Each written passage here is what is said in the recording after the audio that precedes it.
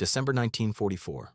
The forests of the Ardennes lay blanketed in snow, the trees heavy with frost, the roads buried under ice.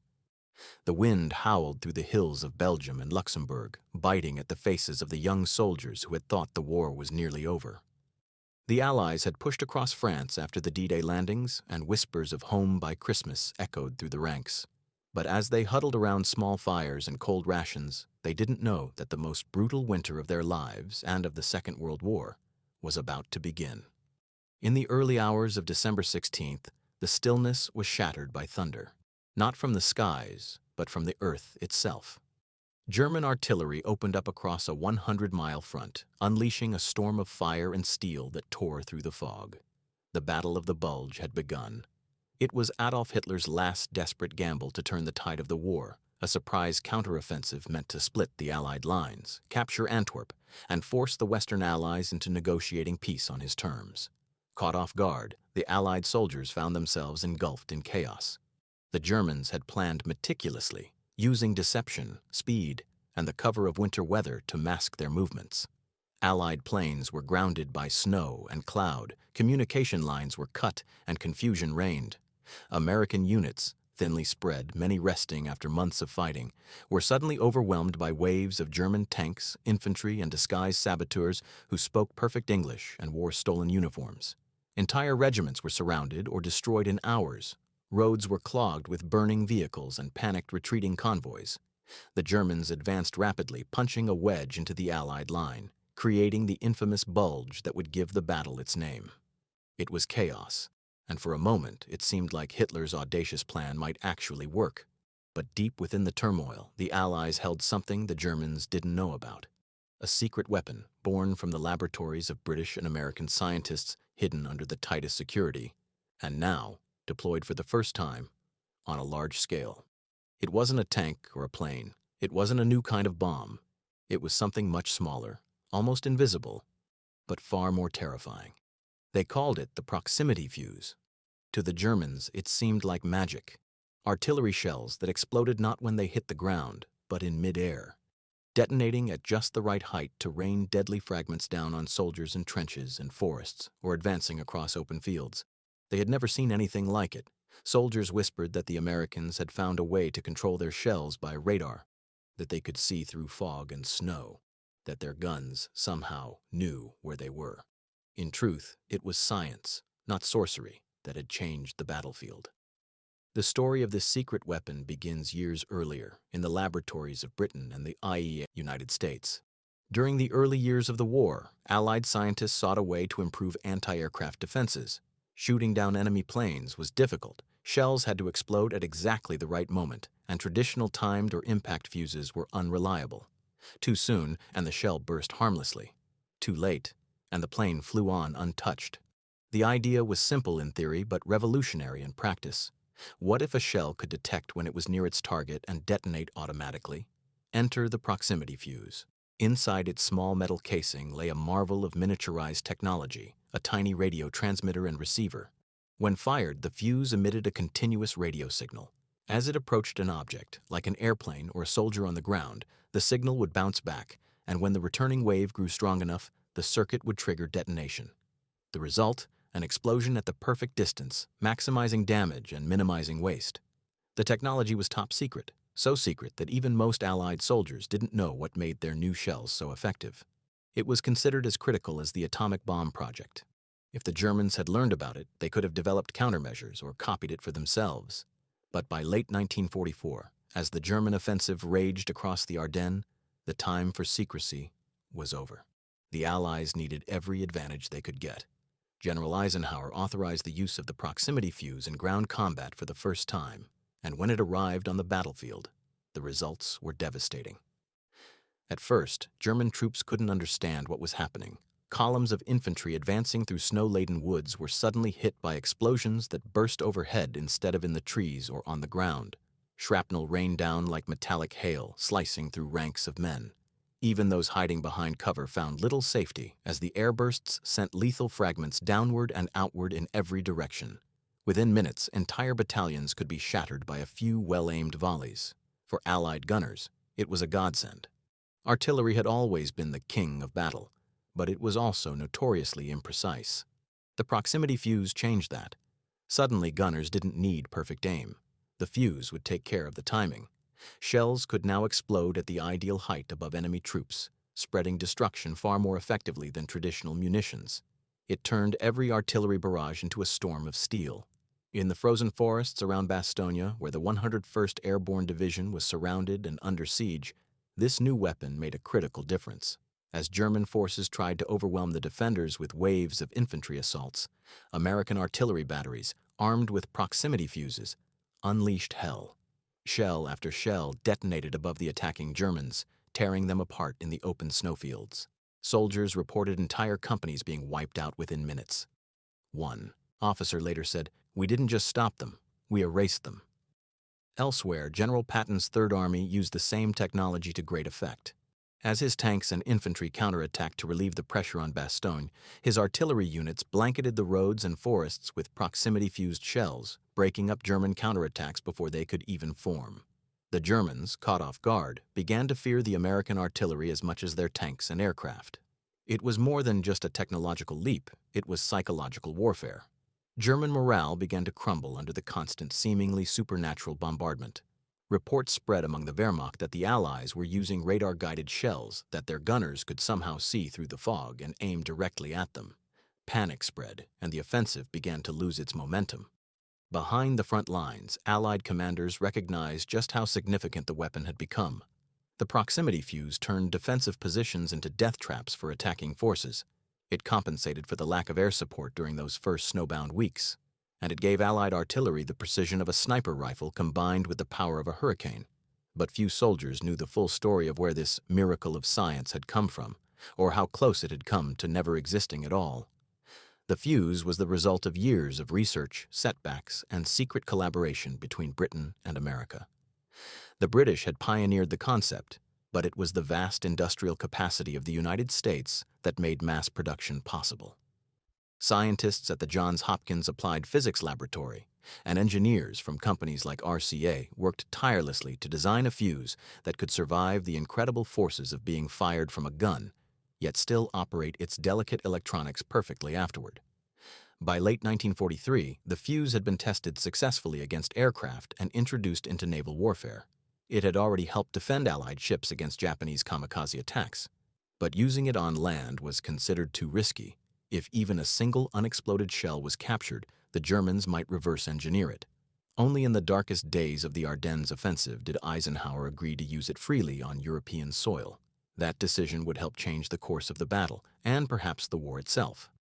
By the third week of December 1944, the Battle of the Bulge was reaching its most desperate phase. The German advance had carved deep into the Ardennes, capturing towns like St. Vith and pushing dangerously close to the Meuse River. American units were fighting isolated battles of survival in the frozen woods. Entire regiments were cut off, their communications severed, their supplies dwindling. The roads were packed with snow, the nights freezing cold, and the skies dark and heavy with cloud. For the young American soldiers, many barely out of high school, it was a living nightmare. But in that nightmare, the proximity fuse began to make its mark. The first use of the fuse in ground combat came quietly. Artillery crews were briefed in hushed tones, officers reminding them that they were handling one of the most secret technologies of the war. They were told to destroy any unexploded shells, to guard them as they would a codebook or a radio encryption key. Few knew exactly how the new fuse worked, only that it was supposed to make their shells smarter. When they fired those first rounds into the dark forests of the Ardennes, even the American gunners didn't realize just how revolutionary the results would be. German infantrymen advancing under the cover of fog and trees suddenly found death coming from the sky in a new and horrifying way. Instead of burying themselves in the ground or sheltering behind fallen logs, they looked up to see the snow-lit bursts of explosions overhead. The air filled with thousands of hot steel fragments raining down like deadly confetti. Within seconds, units that had been advancing confidently were torn apart. Survivors described the explosions as if the sky itself had turned against them. One German officer, captured later, said his men believed the Americans had artillery shells guided by radar. Another report noted that entire companies refused to move across open ground after witnessing the mysterious airbursts. Panic spread faster than any bullet. For the Allies, it was a miracle. Artillery crews who had spent months adjusting aim, recalculating fuses, and struggling with inaccurate fire suddenly found that their shells were finding their targets perfectly. "We could almost feel sorry for the bastards," one American gunner recalled. Almost. The effects of the proximity fuse were particularly devastating in the defense of Bastogne, the small Belgian town that became the heart of the Battle of the Bulge. The 101st Airborne Division, led by General Anthony McAuliffe, was surrounded by German forces. Supplies were low, ammunition was precious, and the weather made air support impossible. The Germans demanded surrender.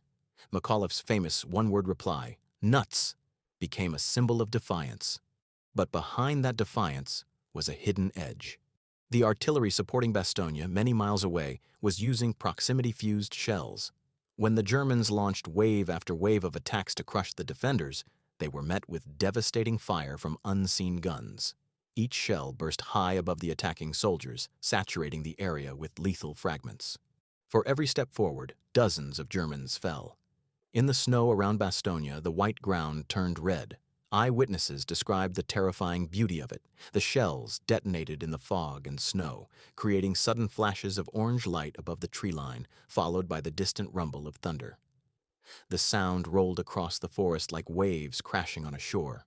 To the men under those skies, it was either salvation or damnation, depending on which side of the line they stood.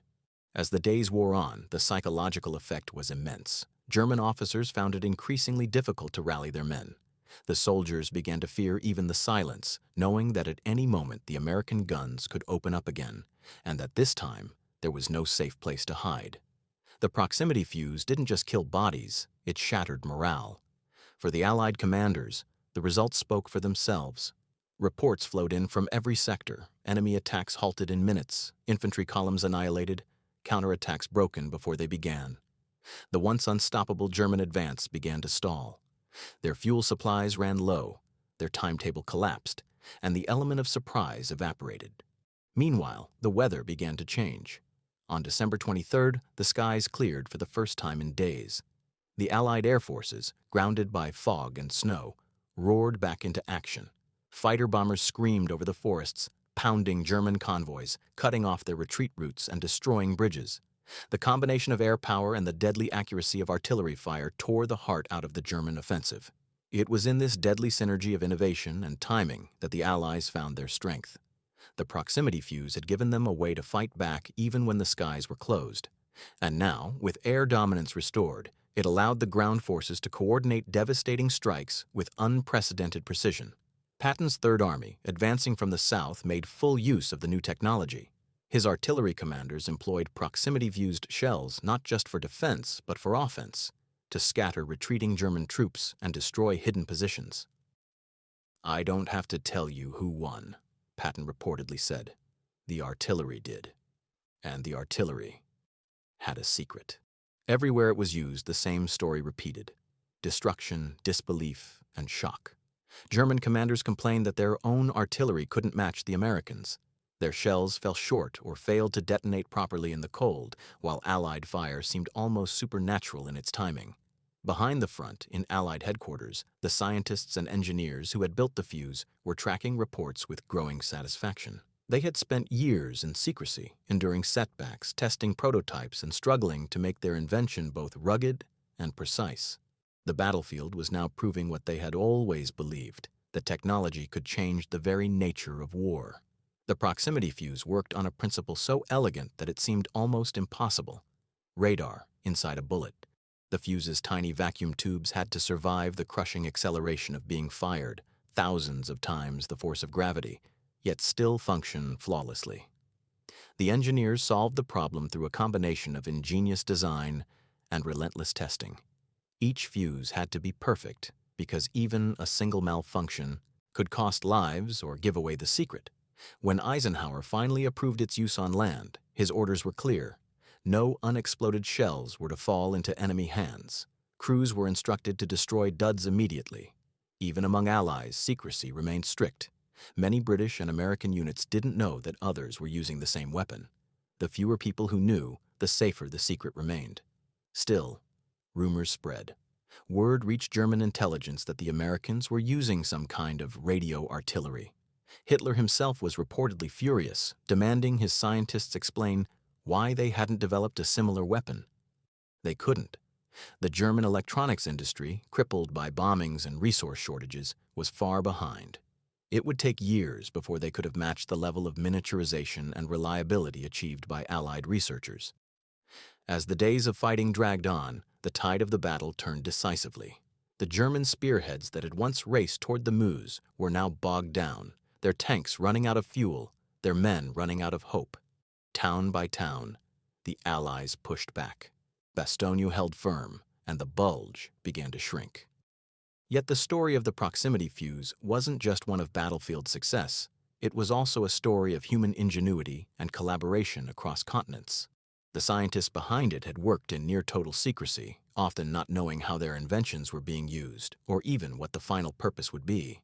Only later would they learn that their work had helped save tens of thousands of lives and shortened the war by months. The irony was that many of them were civilians, not soldiers. Some were refugees who had fled Nazi-occupied Europe, now helping to defeat the regime that had driven them from their homes.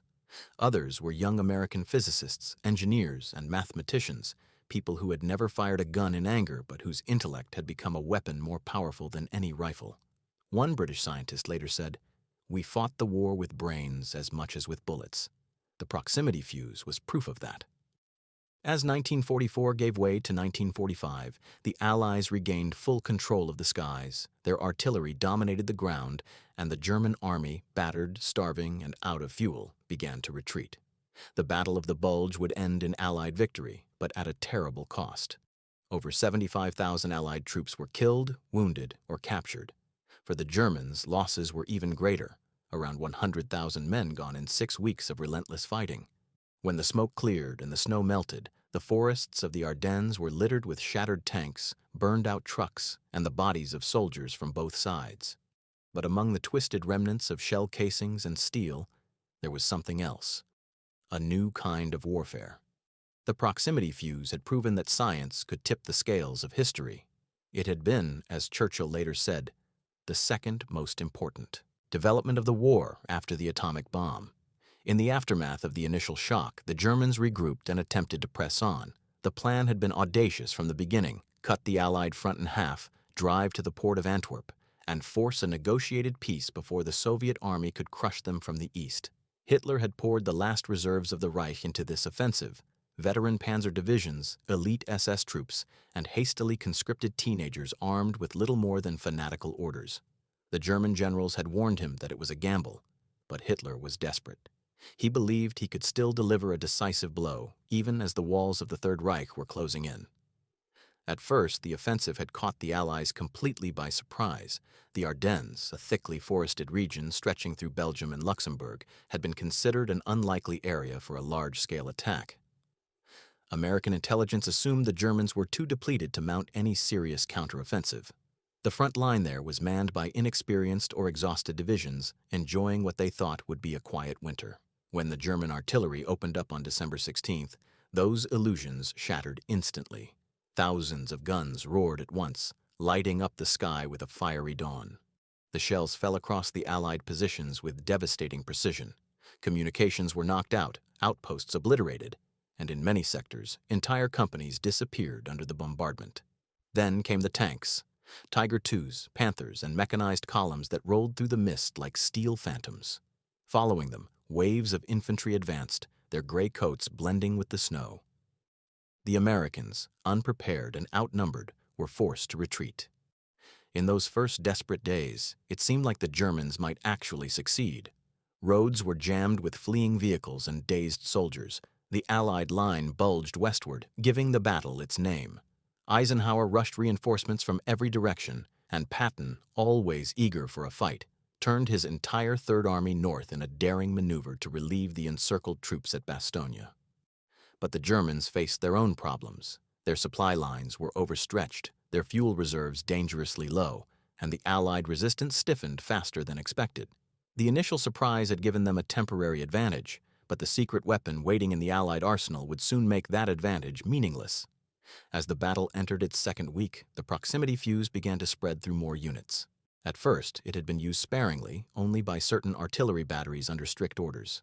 But the reports coming in from the front were too good to ignore.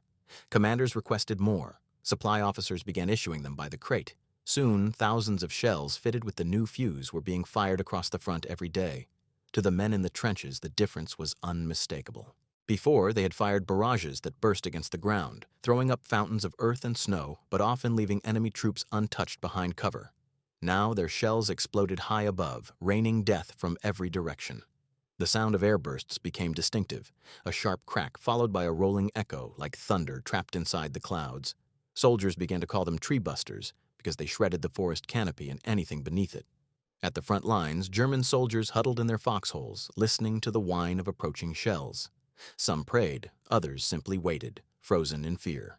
When the proximity-fused rounds detonated, they sent shrapnel down like a scythe through the trees. The snow turned black with soot and blood. Survivors described the aftermath as apocalyptic. Branches hanging by splinters, the air thick with smoke and the smell of cordite, the ground littered with torn uniforms and helmets. It wasn't just the physical destruction, it was the psychological impact that broke them. The German army had long prided itself on discipline and stoicism, but now even veteran troops were shaken. They knew where we were before we moved, one captured soldier told his interrogators. Their artillery was possessed. Rumors spread through the ranks that the Allies had found a way to track soldiers' movements through invisible waves, that every radio signal or even every heartbeat could give away a position. None of it was true, but the fear was enough. Meanwhile, in the frozen villages and forests, the Allied soldiers were beginning to sense that the tide was turning. For the first time in days, the Germans were slowing down. Reports came in that enemy armor was stranded for lack of fuel, that some divisions were reduced to fighting on foot. The snow that had once favored the attackers now worked against them. Abandoned vehicles dotted the roads, and burned-out columns marked the routes of failed thrusts. The once fearsome German blitzkrieg had bogged down in the mud and ice of the Ardennes. General Patton's counterattack struck like a hammer. His tanks, grinding forward through the snow, met fierce resistance, but the artillery supporting them had the advantage of the proximity fuse. Every time the Germans attempted to regroup or mount a counter-ambush, shells detonated above their heads. The effect was so demoralizing that entire German units surrendered without firing a shot. Patton, never one to hide his satisfaction, told his staff, "Give me those shells and I'll give you a victory." The weapon also changed tactics. Artillery officers began planning airburst curtains, timed sequences of proximity-fused shells that could sweep through forest lines like a scythe, clearing pathways for infantry advances. No longer did they have to depend on air support to flush enemies from cover. The artillery could now do it themselves. For the first time in the war, ground troops could deliver precision strikes without even seeing their targets.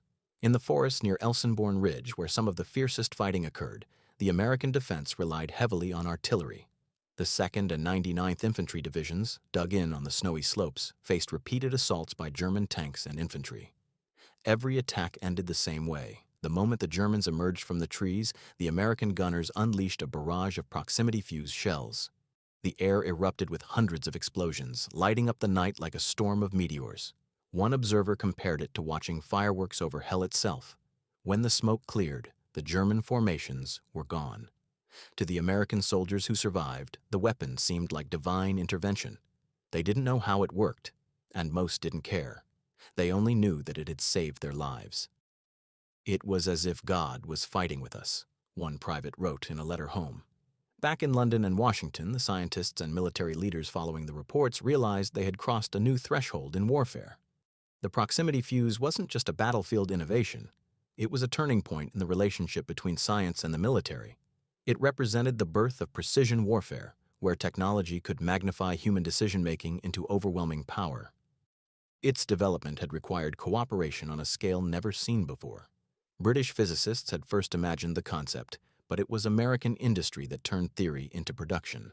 Thousands of workers across the U.S., many of them women, assembled the delicate components under strict secrecy. Each fuse contained miniature radio tubes, tiny batteries, and a complex circuit designed to detonate at the precise moment of proximity.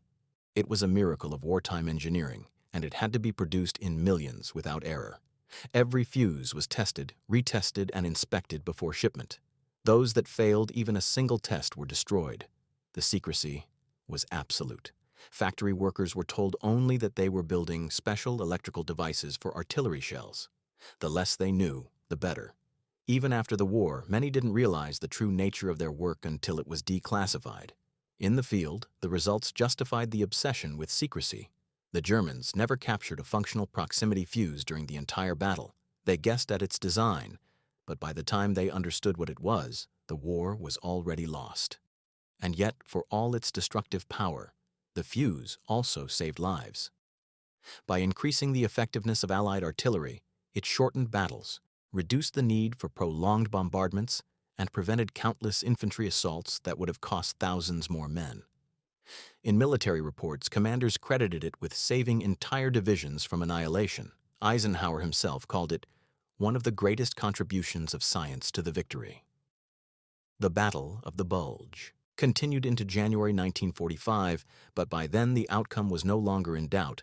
The German offensive had failed. Their tanks ran dry, their soldiers surrendered in droves, and their dream of splitting the Allied front was crushed under the combined weight of Allied air power, determination, and innovation. The proximity fuse had played a critical role in that outcome. When historians later studied the battle, they found that wherever the fuse was used, German casualties skyrocketed and Allied losses dropped dramatically. It had transformed artillery from a blunt instrument into a scalpel, and in doing so, it had reshaped the art of war itself. But the story didn't end in the Ardennes. The same technology that had shocked the Germans would soon spread across the world, influencing every future conflict from Korea to Vietnam and beyond. It marked the dawn of modern guided warfare, the first step toward the smart weapons and precision munitions of the 21st century.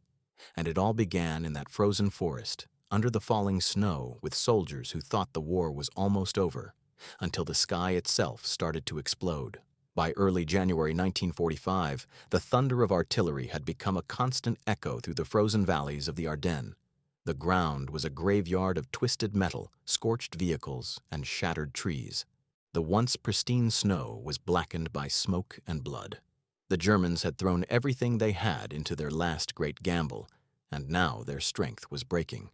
The Allies were regaining the initiative, tightening the noose around the bulge that had nearly split their lines apart.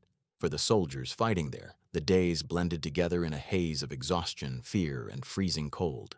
Men suffered frostbite and trench foot as temperatures plunged below zero. Weapons jammed in the ice, food froze in its tins, and the nights were filled with the groans of the wounded.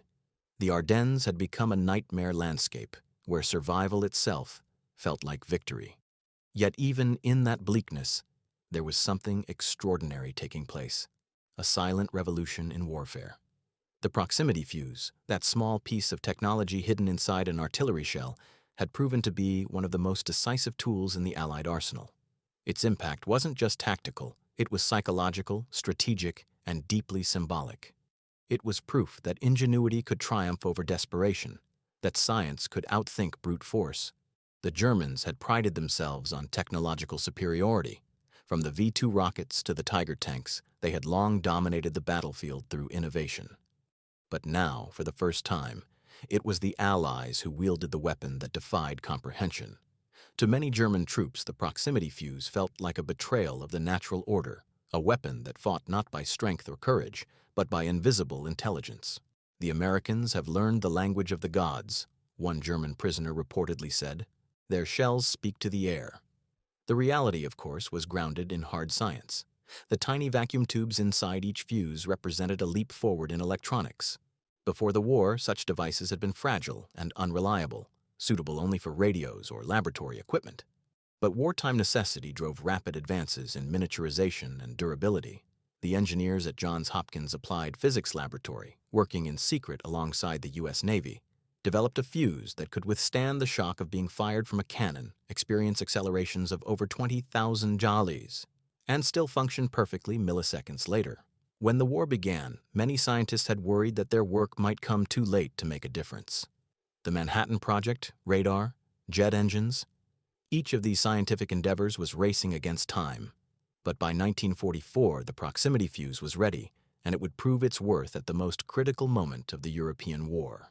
General George S. Patton, never one to understate a success, declared that the fuse had been one of the greatest gifts ever given to artillerymen. He credited it with saving Bastogne and perhaps even the entire Western Front. Eisenhower agreed. After the war, he wrote that the proximity fuse had been second only to radar and the atomic bomb in terms of its contribution to victory. The weapon's effectiveness was measured not just in destroyed enemy troops, but in the changed tempo of battle. Artillery units that once fired thousands of shells to achieve limited results now needed far fewer. The ability to detonate in midair multiplied the destructive radius of each shell by several times. Instead of relying on the luck of a direct hit, the Americans could now count on near certainty. Every shell became a hovering predator, waiting for the right moment to strike. For soldiers on the ground, that meant survival. For German troops, it meant despair. "They shot at us from heaven," one survivor later recalled. "We could see nothing, only the flashes above, and then the storm." The proximity fuse also helped neutralize one of the greatest threats of the German offensive, their use of dense forest cover. The Ardennes terrain favored ambushes and defensive positions hidden beneath the trees. In the past, traditional artillery had been limited in its effectiveness in such environments. Shells that struck the ground buried themselves in the mud or snow before exploding, wasting much of their force. But with proximity fuses, the Allies could target treetops instead of the earth. The shells would detonate just above the canopy, sending lethal fragments downward through the branches. German soldiers who had believed themselves protected by the forest now found it had become their tomb. Reports from the front described the scenes vividly. A single barrage could turn a wooded ridge into splinters. Whole platoons vanished under cascades of burning shrapnel. One officer described it as famidi, forest turned to rain. Another wrote in his diary, "We have made the trees themselves into weapons." The shockwaves rippled through German command. Field Marshal Gerd von Rundstedt, overseeing the offensive, reported to Berlin that American artillery was unusually precise and devastating. Hitler dismissed the reports at first, insisting it was merely propaganda to boost Allied morale. But as more units reported mysterious airbursts and unexplained losses, even the Führer began to suspect that the Allies had developed something entirely new. He demanded that his scientists investigate. They couldn't replicate it. Germany's technological edge was collapsing. Their factories were being bombed daily, their supply chains shattered, their resources dwindling. The Allies, meanwhile, had tapped into an industrial power that could churn out millions of precision components while still feeding and arming armies across 2 continents. The proximity fuse symbolized that imbalance.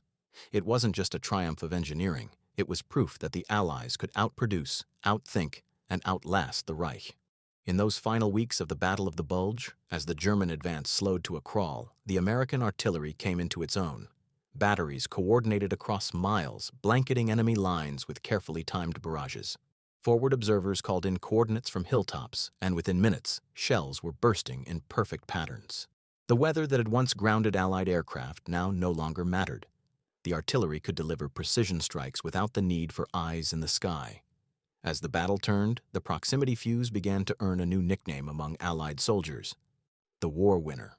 Some called it the Silent Ally. Others, with grim humor, simply called it the Miracle. They didn't know exactly what it was or how it worked, but they trusted it. And in the brutal uncertainty of war, that trust was everything. The German soldiers, by contrast, began to feel hunted. Every movement risked drawing fire. Every clearing seemed to hide invisible eyes. The morale that had once driven their bold attack began to crumble. Even SS units famed for their discipline started to retreat in disarray. For many, it was the first time they had faced an enemy whose power seemed beyond comprehension. Meanwhile, the Allies began to sense that victory was within reach. On Christmas Day, reinforcements from Patton's army reached Bastogne, breaking the siege. The encircled paratroopers, who had endured 10 days of hell, finally saw friendly faces coming through the smoke. When asked how they had held on, many of them pointed to the sky and said, "Because our artillery never missed." The German dream of splitting the Allied front was over. The bulge that had once pushed deep into Belgium was shrinking by the day. Town by town, road by road, the Americans took back what had been lost. And everywhere they went, the story was the same: destroyed German positions, shattered morale, and rumors of the invisible weapon that had changed everything. When the battle finally ended in late January 1945, the German army was broken. Their losses were catastrophic. Tanks lay frozen in ditches, trucks abandoned on roadsides, columns of prisoners marched through the snow. The once proud Wehrmacht was retreating toward the Rhine, leaving behind the wreckage of its last great hope. The cost to the Allies had been high, tens of thousands dead or wounded, but the victory was complete, and buried in the reports and statistics, amid the medals and the memorials, was the quiet acknowledgement of the secret weapon that had tipped the balance. The proximity fuse had not won the war alone, but it had turned the tide at a moment when defeat had seemed possible.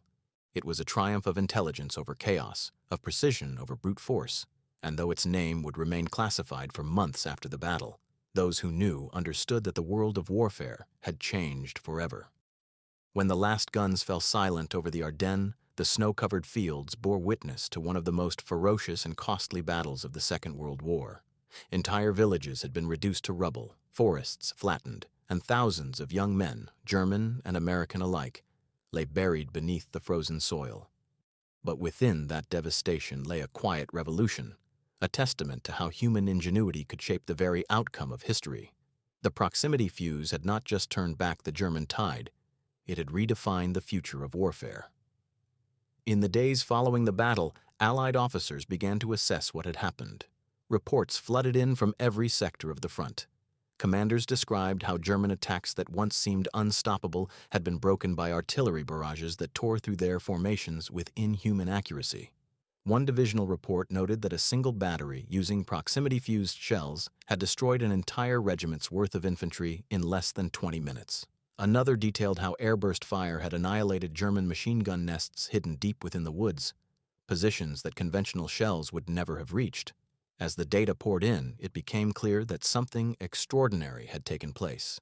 The fuse had increased artillery efficiency by over 300%. In some engagements, the kill ratio was 5 times higher than before. Even the most skeptical officers were forced to admit that this small piece of electronics, barely larger than a light bulb, had changed the arithmetic of battle. And yet, to the men who had used it, the fuse was not just a technical triumph. It was a symbol of hope. During the darkest days of the German offensive, when ammunition was scarce and morale was low, it had given them something to believe in. "We knew we had something the Krauts didn't," one artillery sergeant recalled. "It felt like we finally had the upper hand." The German troops, on the other hand, were haunted by the experience. Prisoners spoke of artillery that seemed to think for itself, of explosions that followed them wherever they went. Some described it as ghost fire.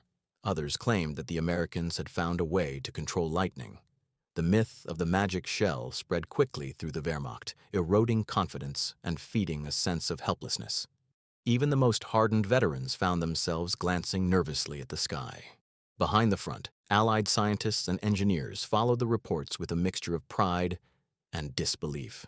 For years, they had worked in secret, racing against time to perfect a device that many had once considered impossible. Early prototypes had failed miserably, too fragile, too unreliable, too dangerous. But persistence, combined with the vast industrial resources of the United States, had turned theory into reality. The scientists at Johns Hopkins, RCA, and other research centers had created a weapon so advanced that it bordered on science fiction. To appreciate how remarkable the proximity fuse truly was, one must understand the sheer difficulty of its creation. A standard artillery shell experiences forces up to 20,000 times the force of gravity when fired. Inside that shell, the fuse had to survive without being crushed, shaken apart, or short-circuited.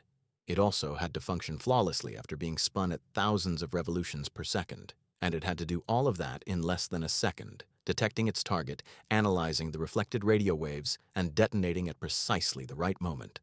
The engineers faced challenges on every front. The electronics of the 1940s were crude by modern standards. Transistors didn't yet exist. Instead, the fuse relied on tiny vacuum tubes, fragile glass cylinders that glowed faintly when powered. Making them small and strong enough to fit inside a spinning artillery shell was a feat of genius.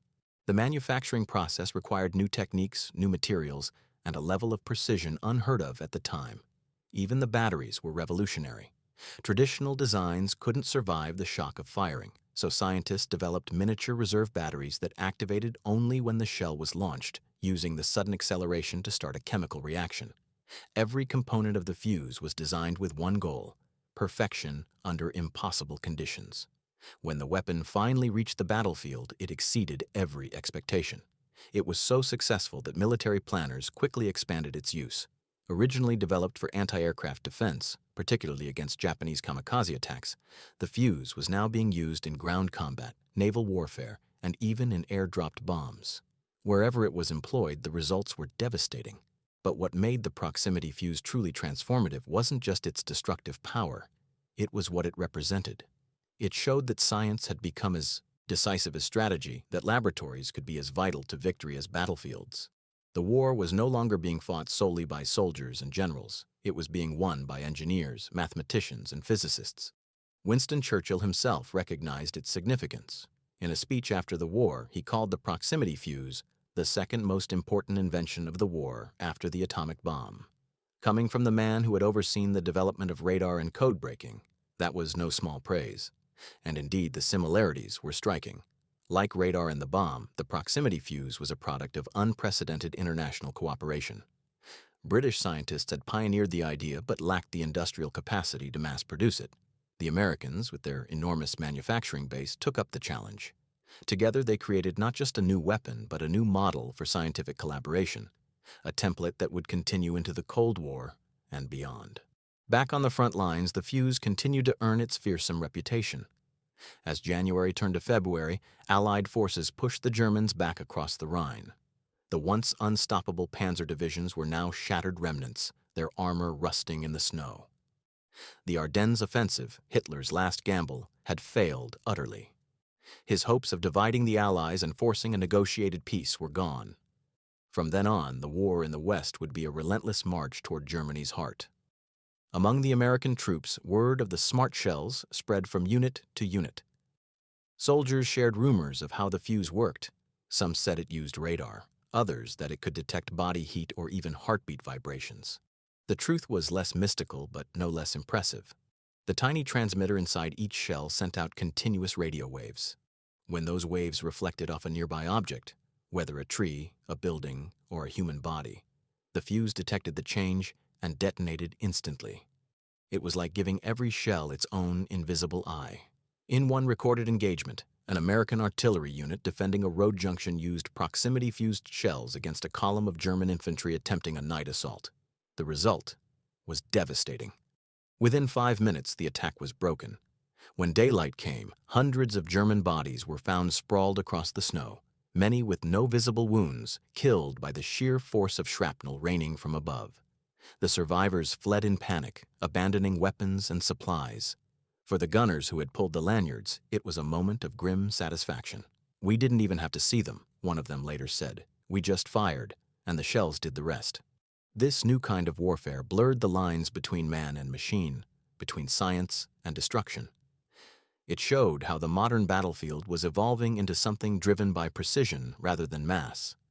Gone were the days of blind barrages and guesswork. With the proximity fuse, artillery became a weapon of intelligence, a force that could think in real time. The Germans never recovered from the shock. Their technological superiority had always been a source of pride, but now they were on the receiving end of innovation they could neither understand nor replicate. Their attempts to analyze unexploded shells led nowhere. The fuse's components were too delicate and too advanced for their wartime laboratories. By the time they realized how it worked, it was too late. In many ways, the Battle of the Bulge marked the end of an era. The German army had fought with the tactics of the old world, brute strength, deception, and momentum, while the Allies had introduced the weapons of the new. The proximity fuse stood at the intersection of those two worlds, a symbol of the transition from industrial warfare to technological warfare. It was the first step toward the precision-guided munitions that would dominate battlefields in the decades to come. As the war in Europe drew toward its conclusion, the proximity fuse would continue to play a vital role. In the final assaults on the Siegfried Line and across the Rhine, Allied artillery relied heavily on airburst shells to clear enemy positions. And in the Pacific, it would help defend naval convoys from kamikaze attacks, detonating near incoming aircraft with deadly accuracy. For the men who had lived through the frozen horror of the Ardennes, it was more than just another weapon. It was a guardian angel made of steel and circuitry. and for the Germans who faced it, it was the harbinger of defeat. By February 1945, the snow in the Ardennes was beginning to melt. The once quiet forest that had erupted into chaos 2 months earlier now lay still again, its hills scarred with craters and its rivers swollen with runoff from melted ice. The villages that had once stood proud were now shells of their former selves, stone walls pockmarked by bullets, church steeples collapsed, fields littered with rusting helmets and fragments of steel. Yet for all the destruction, something monumental had been proven there. The Battle of the Bulge had not only been a test of endurance and courage, it had been a crucible of innovation.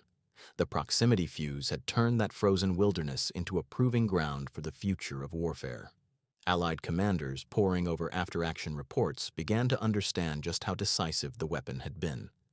Without it, the battle might have gone very differently.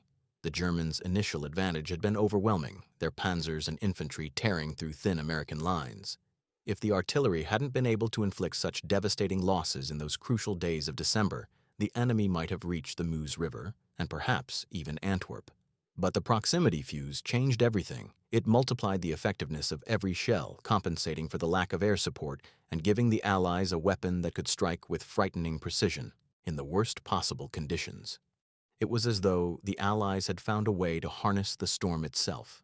When word of the weapon's success spread to higher command, it sparked awe and caution. Eisenhower and his staff knew how powerful the secret had become. They also knew how dangerous it would be if the Germans ever captured one intact. Strict orders were sent to every artillery unit using the fuse. No duds were to be left on the battlefield. If a shell failed to explode, soldiers were to find it and destroy it immediately, even at risk to their own lives. No chances could be taken. The weapon's true nature had to remain hidden as long as possible. Meanwhile, in laboratories and factories across the United States and Britain, production accelerated. Engineers refined the design, making it smaller, more reliable, easier to produce. Assembly lines operated day and night under strict secrecy. Many of the workers had no idea what they were building, only that it was something important. Some believed they were making components for radios or aircraft instruments. Others guessed correctly that it was something new and extraordinary. But the truth remained buried behind layers of classification and silence. Even after the war, the secrecy endured. For months after victory in Europe, the proximity fuse remained one of the most closely guarded military technologies in the world. Only a handful of senior officers and scientists knew the full story of how it had been conceived, tested, and used. The average soldier who had witnessed its effects firsthand would never fully understand what had saved his life in that snowy forest, but history would remember. The proximity fuse's success at the Battle of the Bulge was a turning point not only for the Allies but for modern warfare itself. It demonstrated that the balance of power was no longer determined solely by manpower or firepower. It was determined by knowledge. The nations that could innovate the fastest, that could turn science into strategy, would control the battlefield. This was a lesson the Allies carried forward as they prepared for the final push into Germany. The war was entering its final, brutal phase, and every technological edge mattered. In the months after the Ardennes, the proximity fuse was deployed across Europe. Artillery batteries used it to clear entrenched positions along the Siegfried Line. Anti-aircraft gunners used it to protect bridges, depots, and convoys from Luftwaffe attacks. Each time it was used, it confirmed its reputation as one of the most effective inventions of the war. At the same time, scientists were already looking to the future. The technology behind the proximity fuse, miniaturized electronics, radar sensing, and automatic detonation, opened the door to new possibilities. If a shell could sense its target, why not a bomb, a torpedo, or even a missile? The principles that guided the fuse would later shape the design of guided munitions, proximity-detonated mines, and eventually the smart weapons of the late 20th century. But in the winter of 1944-45, those future possibilities were still distant dreams. For the men in the Ardennes, the fuse had been something much simpler: a lifeline. It had been the difference between holding the line and collapsing under the weight of Hitler's last offensive. Among the countless stories that emerged from the battle, there were moments that captured just how profoundly this small device changed the course of events. At one artillery position near Bastogne, for example, a U.S. battery found itself running low on standard shells. They were down to their last reserves, crates marked VT, the coded label for the proximity fuse. The officers hesitated. They had been warned to use them sparingly to protect the secret. But the Germans were advancing fast, and if they didn't fire, they would be overrun. They loaded the shells, adjusted their range, and fired. Within seconds, the sky above the advancing Germans erupted in light and fire. The air was filled with explosions that seemed to come from nowhere. The German troops broke, abandoning their assault and fleeing into the trees. When the barrage ended, the American battery realized they had stopped an entire attack with just a few dozen rounds. They had held the line. Stories like that became legend. Soldiers told them around campfires, half in disbelief, half in reverence.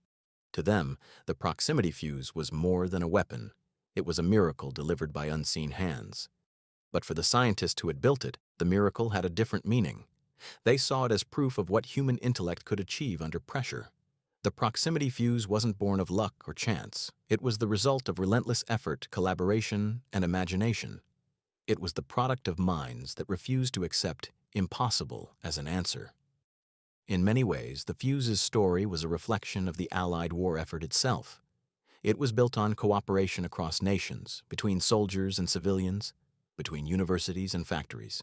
It showed what could happen when knowledge was shared instead of hoarded, when the best minds of multiple nations worked toward a common purpose. The Germans, for all their brilliance in other fields, never achieved that same level of collaboration. Their scientists worked in isolation, divided by politics, ideology, and distrust. The Allies, by contrast, had learned that victory depended not just on courage and discipline, but on teamwork at every level, from the front lines to the laboratories. As the snow finally melted and spring arrived, the Battle of the Bulge faded into history. But its lessons endured. It had been the largest battle fought by American forces in World War II and one of the bloodiest. More than 1 million men had fought in that frozen hell.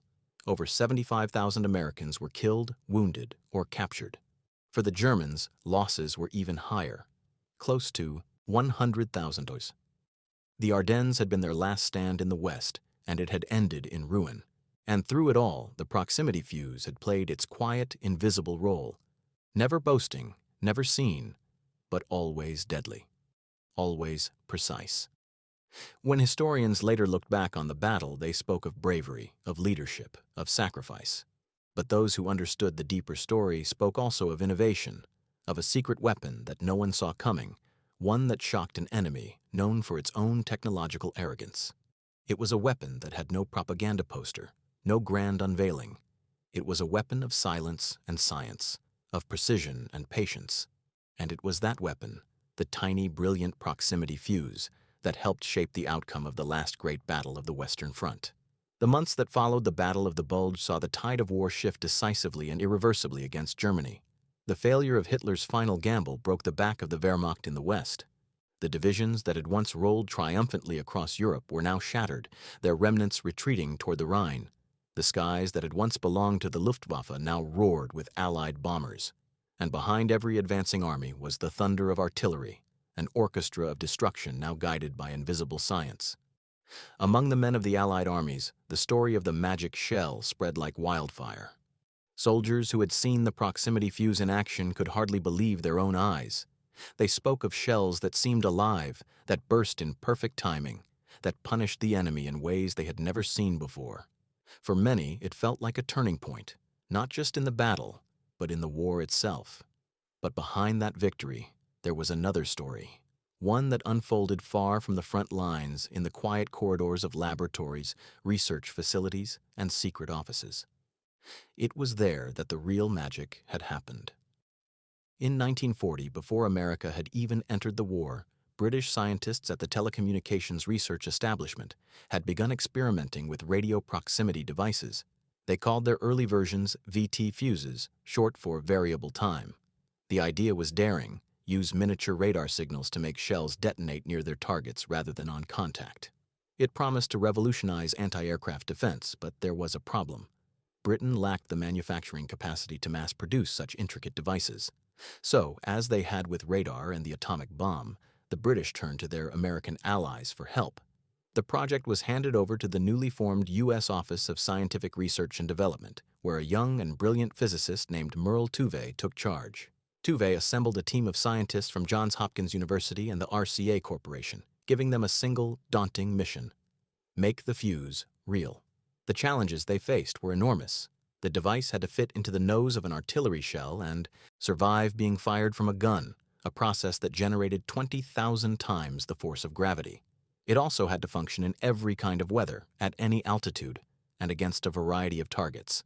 Failure meant not just wasted effort, but the risk of giving the enemy a clue to its existence. Despite the odds, Tuve's team succeeded. By 1942, they had developed a prototype that could reliably detonate near aircraft.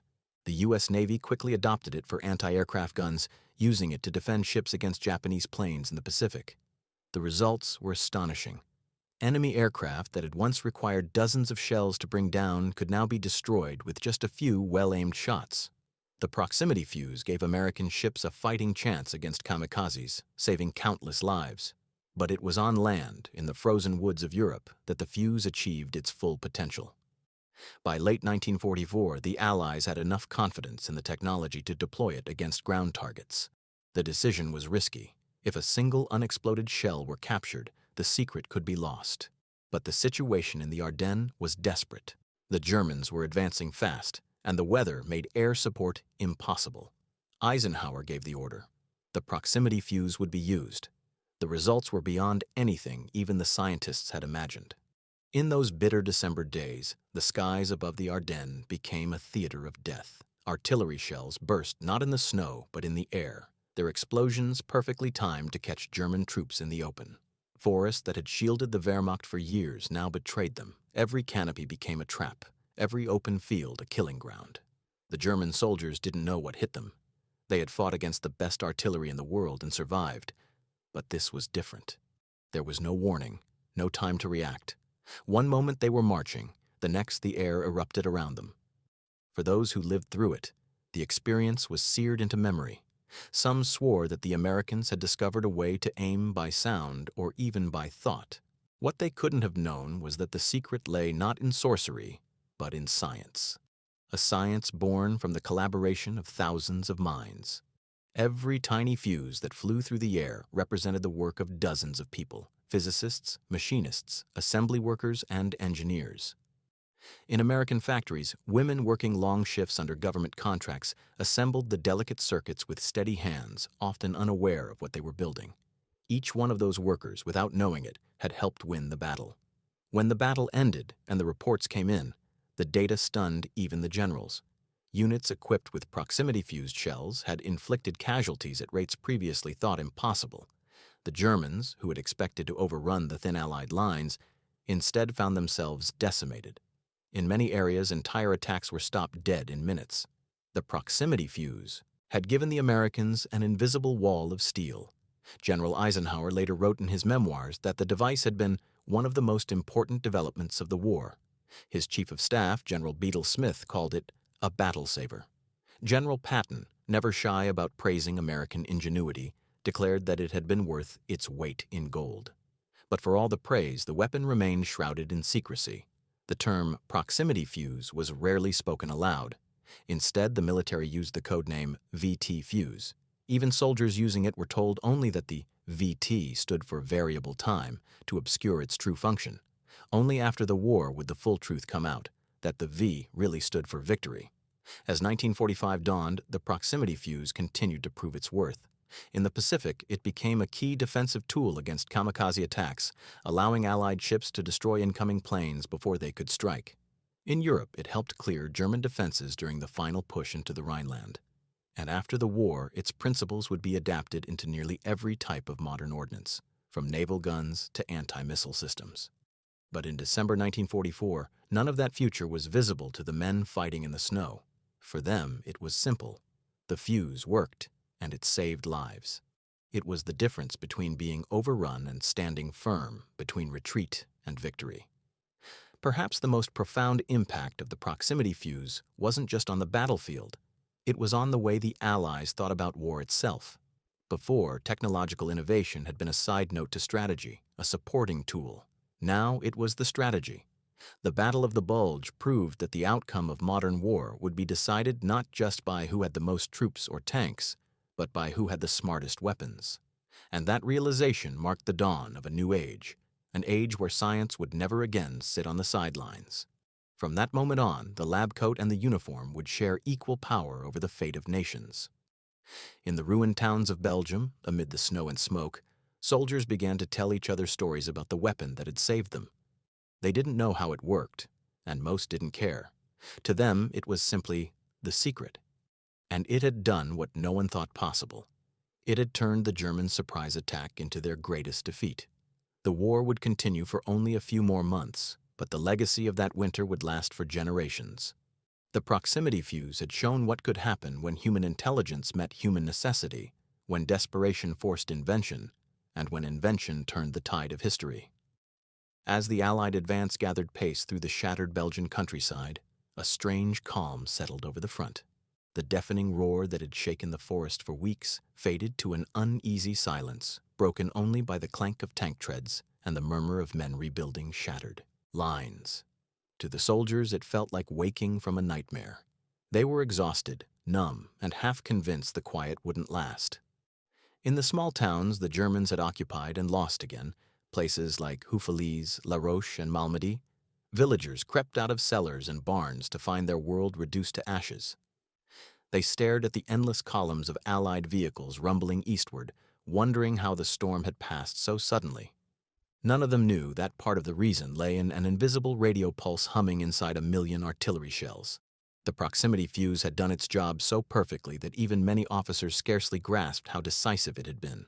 Only when intelligence units compared battlefield reports did the full picture emerge. In areas where the new fuses had been issued, German counterattacks had failed catastrophically.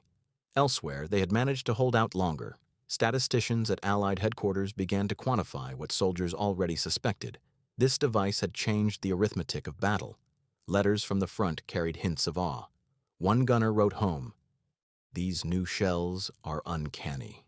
They burst over the Jerry's heads like they're reading our minds." Another simply said, "Tell Dad the scientists are winning this war as much as we are." The tone wasn't boastful. It was wonder, mixed with relief. For once, the men at the guns felt that the odds had tilted in their favor. Meanwhile, on the German side of the lines, confusion gave way to superstition.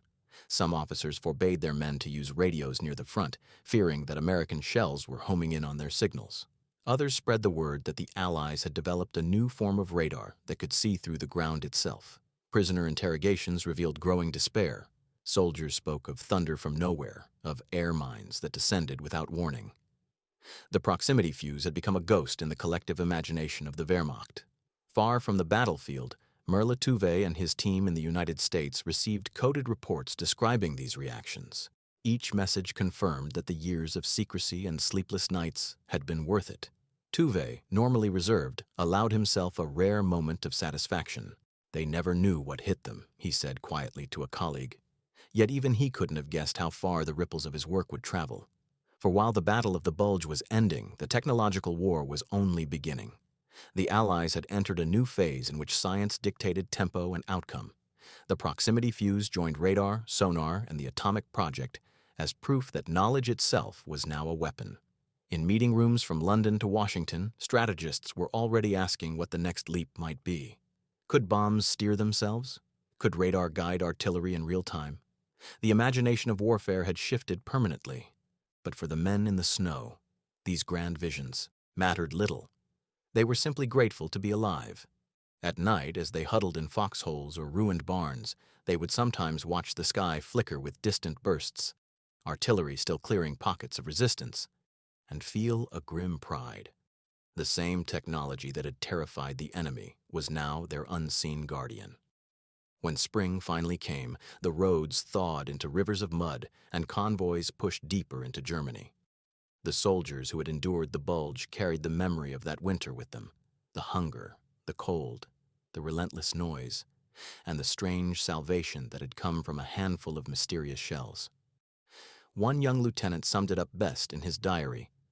"We fought with courage, yes, but also with brains we didn't know we had. Somewhere out there, men in white coats won this battle for us." He wasn't wrong. By March 1945, the great offensive in the West was unstoppable. The Allied armies had crossed the Rhine, Patton's tanks were rolling across the German heartland, and the once proud Wehrmacht was collapsing in retreat. The brutal winter of the Ardennes was already becoming legend, a story soldiers told to remind themselves of what they had survived. Yet the lessons of that battle reached far beyond the snow and mud. They had rewritten the very language of modern combat. The proximity fuse had proven that the battlefield was no longer ruled by luck or blind fire. Precision, timing, and technology had taken its place. Artillerymen who once relied on experience and instinct now served as operators of a scientific instrument, firing weapons that could think for themselves. The age of guesswork was over. The age of calculation had begun.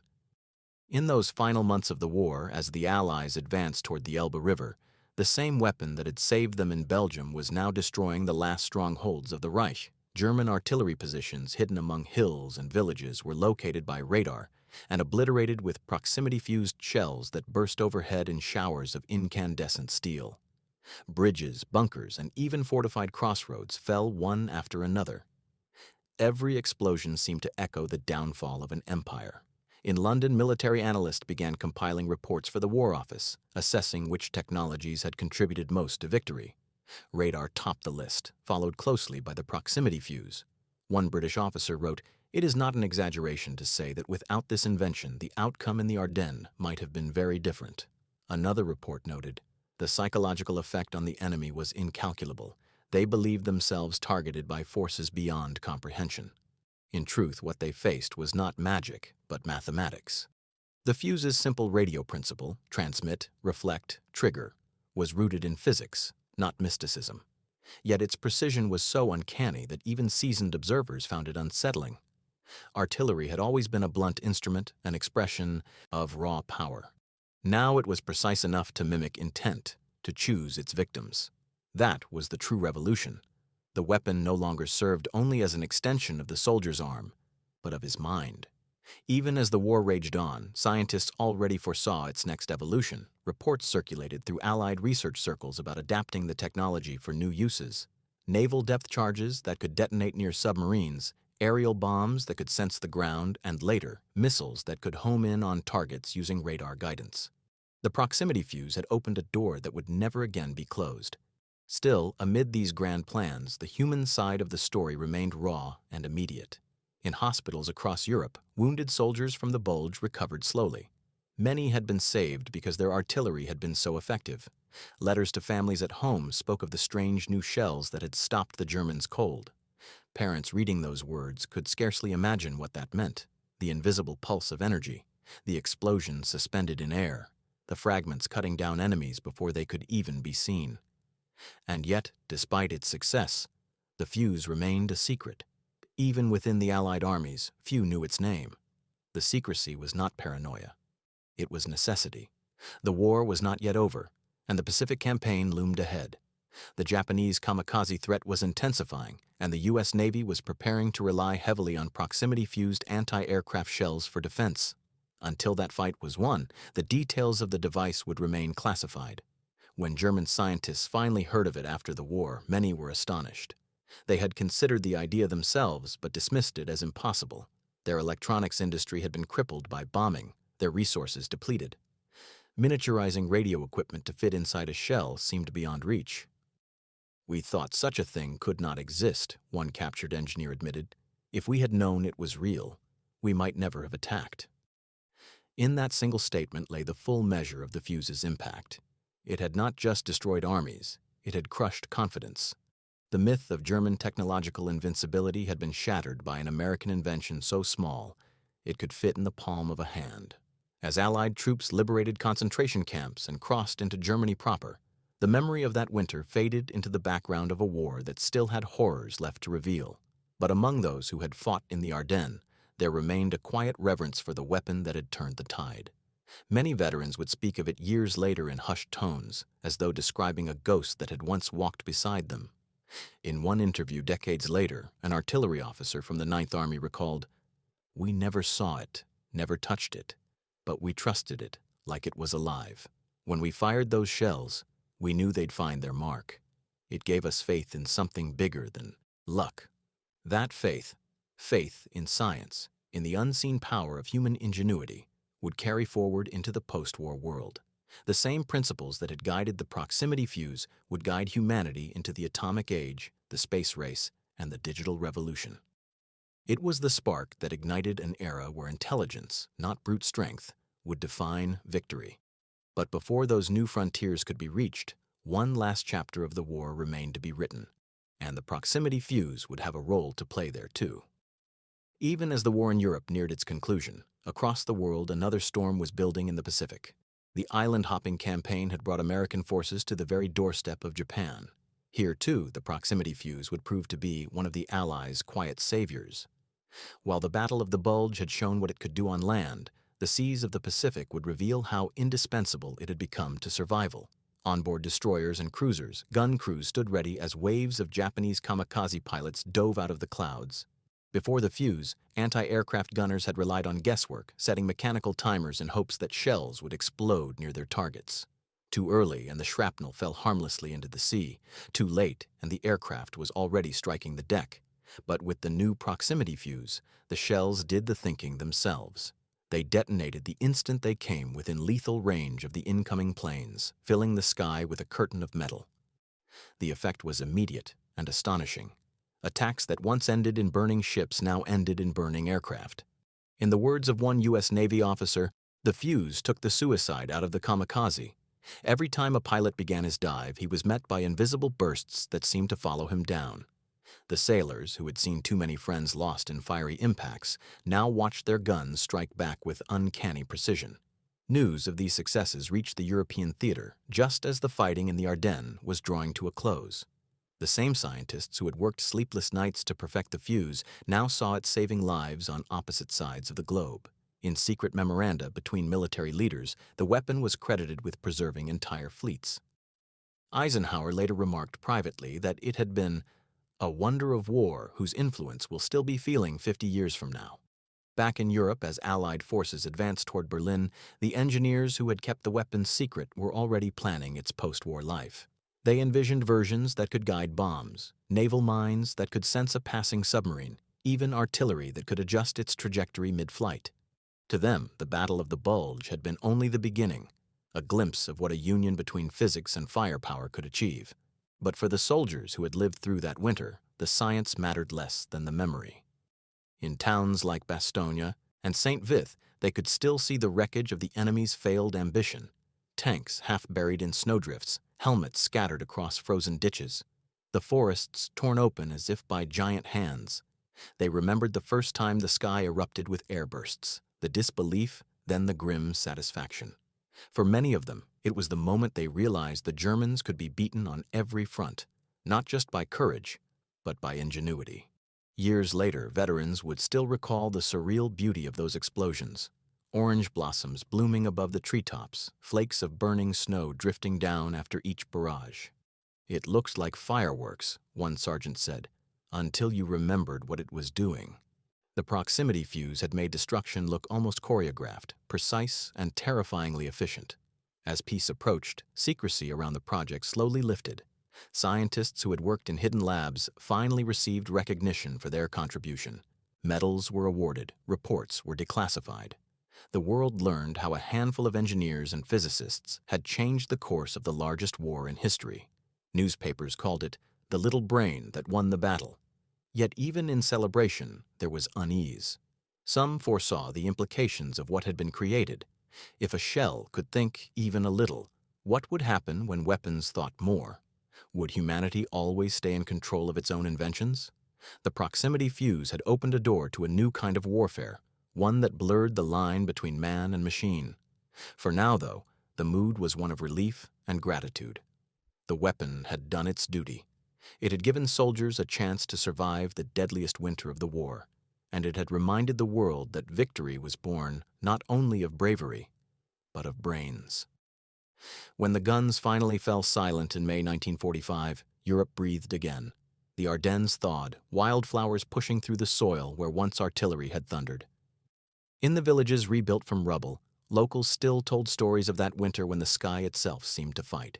They spoke of American guns that could see through fog, of shells that burst before they touched the ground. They didn't know the words proximity fuse, but they remembered what it had done.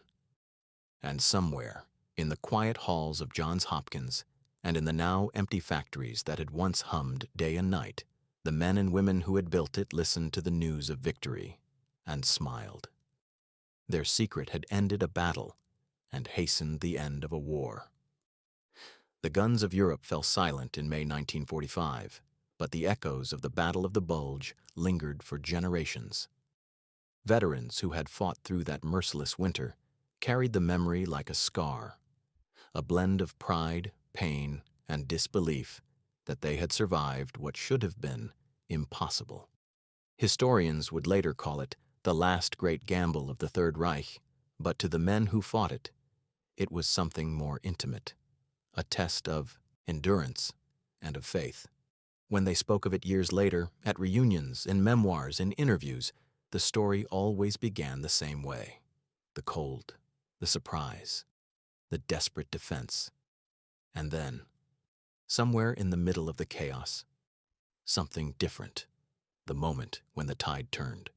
They described the new shells that seemed to think for themselves, that burst in midair and shredded the enemy in ways they'd never seen. Most didn't know what those shells were called or how they worked, only that they had come at the right time. In official records, the weapon was listed simply as VT artillery. Its true name, proximity fuse, was still classified. The military guarded the secret as tightly as the atomic bomb. Even within the scientific community, few outside the project knew the details. The logic was simple. If the technology ever fell into the wrong hands, it could be used against them in future wars. But word spread anyway. Soldiers are born storytellers, and legends travel faster than orders. The Germans had called it ghost fire. Some even believed the Allies had invented a way to command thunder itself. Among the Allied troops, it became known as the brain shell. Whatever the name, it carried an aura of mystery. It was science turned into magic, a whisper of the future wrapped in steel. That future was already taking shape in laboratories around the world. The war had shown that knowledge, organized, funded, and weaponized, could change the course of history faster than any army. The proximity fuse, like radar and the atomic bomb, had turned scientists into warriors. Governments saw the potential and began pouring resources into research on a scale never seen before. The age of the military-industrial complex had begun.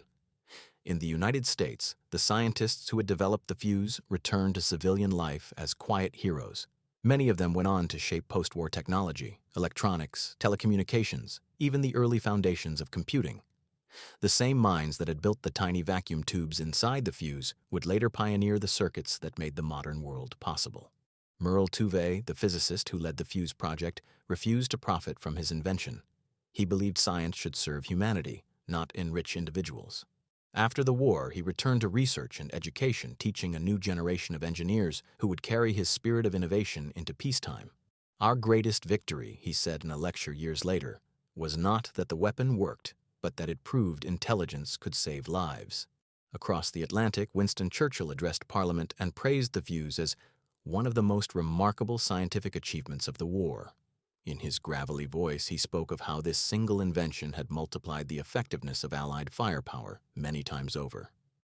It may well have saved the Western Front, he declared. Coming from the man who had led Britain, through its darkest hours, those words carried immense weight.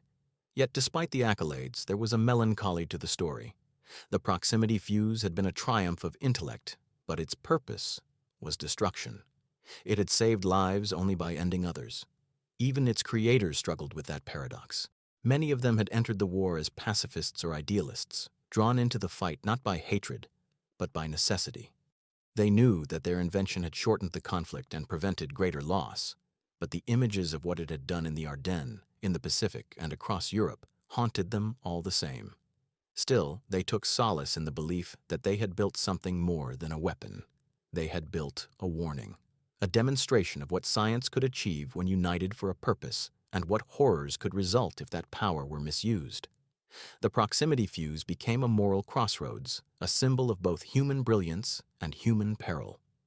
Meanwhile, for the soldiers who had witnessed it firsthand, the moral questions were simpler. For them, it had meant survival.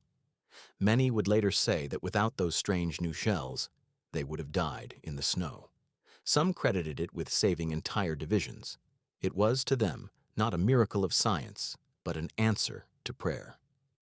In the decades that followed, as veterans gathered to remember the Battle of the Bulge, they would tell younger generations about that secret weapon. They spoke not with technical precision, but with emotion, with awe at what they'd seen. The sky exploded, one old sergeant told a reporter in the 1980s. It wasn't like anything else. It was as if the air itself was fighting for us. That sentiment captured what the proximity fuse truly represented. It wasn't just a device or a military advantage. It was the embodiment of an idea that even in the darkest times, when human endurance faltered, human intellect could still find a way. In the years after the war, the world began to rebuild, but the shadow of that winter in the Ardennes never quite faded. For the men who had fought there, the images were etched into memory. The blinding snow, the echo of artillery, the feeling of the earth trembling beneath their boots. And always, the sound, the deep, rolling thunder of American guns, firing shells that seemed to know exactly when to explode. Many veterans would say later that the proximity fuse didn't just change a battle, it changed them. Before the Ardennes, they'd believed that war was won through courage, numbers, and luck. But after seeing what science could do, how invisible waves of energy could shatter entire formations, they realized that warfare itself had crossed into a new age. Humanity had learned to wage war with intelligence, precision, and terrifying efficiency. As Europe tried to recover from the ruins, the Allies began sharing details of their secret technologies. The proximity fuse, once the most closely guarded of them all, finally entered the public record. Newspapers ran front-page stories with headlines like "Secret of the Battle of the Bulge Revealed" and "Miracle Device Helped Save Europe." For civilians, it was a glimpse into the hidden world of scientific warfare. For scientists, it was validation of their years of uncredited labor. The public learned that the fuse had been used not just in Europe, but across the Pacific. It had defended ships at Okinawa and Leyte Gulf, turning the tide against the kamikaze onslaught. It had helped bring the war to an end by ensuring Allied superiority in every domain: land, sea, and air. Its success was so sweeping that it earned a permanent place in military history. But those same reports also carried a sobering message. The proximity fuse had been a weapon of defense and necessity, but it hinted at darker things to come. If radar waves could trigger a shell, could they not also guide a bomb? Could they target a city?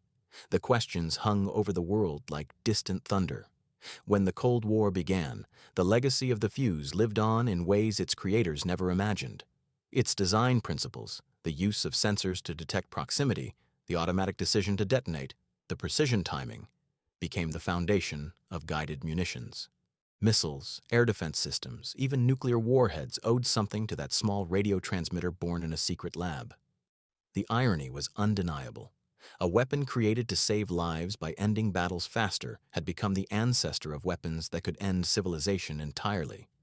Yet, despite that grim lineage, the proximity fuse retained a certain purity in the eyes of history. It was, after all, a weapon of defense, a device that restored balance in a moment when chaos had seemed unstoppable. In the frozen forests of the Ardennes, it had been the difference between survival and annihilation. In 1948, a report to the U.S. Congress summarized its importance in stark terms. Had the proximity fuse not been available for use during the Battle of the Bulge, the outcome of that engagement, and possibly of the European campaign, might have been tragically different. The report was short, almost clinical, but behind those words lay the weight of thousands of lives. The fuse hadn't just shocked the Germans, it had saved the Allies from disaster. To the men who fought under its protection, its power felt almost divine. One paratrooper from the 101st Airborne recalled standing in Bastogne during a German assault. The shells were bursting above them, not in the snow, but in the air. It was like the heavens opened up. The Krauts didn't know what hit them. That image, the sky itself becoming a weapon, became symbolic of the new kind of war the 20th century had created. A war fought not just with steel and fire, but with invisible forces, electricity, magnetism, radiation, bent to human will. As time passed, the story of the proximity fuse faded into the background of the larger war narrative, overshadowed by more famous inventions like radar and the atomic bomb. But among those who understood, it was remembered as the quiet miracle, the unseen ally that had stood between defeat and victory. Even Churchill, reflecting years later, said that the fuse ranked among the top 3 inventions that secured Allied triumph, calling it an invention that married the mind of man to the mechanics of war in the most perfect union. And in that statement lay the essence of its legacy. The proximity fuse was not merely a tool of destruction, it was the first whisper of a world where intelligence, calculation, and science would define power. When visitors walk today through the forests of Belgium, they can still find traces of that winter: rusted shell casings, fragments of metal, the outlines of foxholes now softened by moss. Beneath their feet lie the remnants of a technological revolution that few understood at the time. Somewhere in that soil, bits of shattered proximity fuses still rest, silent witnesses to the battle they helped win. If you listen closely in those woods, where snow muffles sound and wind hums through the trees, you might almost imagine the faint echo of artillery, those bursts in the sky that once lit up the frozen night and stunned the German army into disbelief. As decades passed, the story of the Battle of the Bulge took on a near-mythic aura. Books, films, and documentaries told of the bitter cold, the surprise assault, and the stubborn stand of the 101st Airborne at Bastogne. Yet buried beneath the headlines of heroism was the quieter triumph of science, the little piece of technology that had done the work of entire divisions. Veterans who returned to those woods for anniversaries often found themselves standing in silence, gazing at the forests that had once glowed with fire. Many carried pieces of shrapnel home as mementos, some kept them on shelves beside faded medals. When asked what had truly turned the tide, their answers were simple. "It wasn't just us," one old gunner would say. "It was that little gadget in the nose of the shell." By the 1960s, the proximity fuse had become a symbol of a new kind of heroism, the anonymous brilliance of engineers and technicians whose names never appeared in history books. In classrooms and war museums, students saw diagrams of its circuitry, marveled at how something so small could wield such influence. A docent at the U.S. Army Artillery Museum liked to tell visitors, "This is the brain that fought the Bulge." The Cold War only deepened that fascination. As missiles grew faster and bombs more intelligent, the fuse came to be seen as the ancestor of modern guidance systems. Every radar-guided missile, every anti-aircraft interceptor, owed part of its lineage to that snowy battlefield in 1944. Military historians began calling it the bridge between the dumb bomb and the smart weapon. Still, for the men who had lived through the Ardennes, the memory wasn't technological. It was human. They remembered the smell of cordite, the numb fingers on frozen triggers, the distant thud of shells bursting above enemy lines. The proximity fuse had been their unseen ally, but what stayed with them was the feeling of defiance it inspired. When everything seemed lost, it had given them proof that the enemy could bleed. In one reunion speech recorded in 1970, a former lieutenant from the 2nd Armored Division addressed a crowd of gray-haired veterans. "We like to say we froze our way to victory," he said, drawing laughter. "But truth be told, we had help from folks we never met. Scientists, machinists, women on assembly lines. They fought right beside us, even if they never held a rifle." The applause that followed wasn't loud. It was the quiet, knowing kind that comes from shared understanding. Across the Atlantic in the villages that had been battlegrounds, locals kept their own memories alive. Children played in the forests where shell fragments still turned up each spring, and elders told stories of the sky bombs that had driven the Germans away. They didn't know what radar was, but they remembered the strange brilliance of those mid-air explosions and how, after each barrage, silence returned just a little closer to peace. Over time, the proximity fuse became more than a weapon. It became a metaphor. It represented the point where intellect and survival met, where invention could serve mercy by ending battles sooner. In an age still haunted by nuclear fears, the story of that device offered a rare kind of optimism. Proof that technology, when guided by necessity and conscience, could save as much as it destroyed. Today, when historians speak of the secret weapon that shocked the Germans, they speak not of a single battle, but of a turning point in human thinking. The Battle of the Bulge was the last great struggle of an old world. The proximity fuse was the first light of the new. Invisible, precise, and born of collaboration, it signaled that the future would belong not to those who shouted loudest, but to those who could listen, to the air, to the echoes, to the science hidden within silence. Time has a way of softening even the hardest edges of war. The forests of the Ardennes have grown thick again, covering the scars that once tore through the earth. Where tanks once burned, wildflowers now bloom. The air that once carried the thunder of guns now hums only with wind and birdsong. Yet beneath that peaceful surface lies the memory of a winter when invisible waves of radio energy changed the destiny of nations. For historians, the proximity fuse remains one of the great engineering marvels of the 20th century. They marvel at its elegance, how something so small could achieve something so vast. Inside its metal casing were only a few vacuum tubes, a power source, and a tiny antenna. No gears, no moving parts, just thought made manifest through frequency. It was the perfect marriage of simplicity and genius. But the deeper story of the fuse isn't just about invention, it's about collaboration. The project united physicists, mathematicians, soldiers, and factory workers from across 2 continents. Every part of the weapon's success came from cooperation. The British contributed the theory, the Americans, the mass production. The military offered urgency, the scientists, imagination. And together, in a time when the world was being torn apart, they built something that required unity to exist. In many ways, the proximity fuse was the opposite of what it destroyed. It wasn't born from domination or hatred, but from cooperation and intellect. It represented the best of humanity, wielded in the service of defeating the worst. That irony gave it a kind of moral gravity, a reminder that even in the darkest hours, progress could emerge from the will to protect rather than annihilate.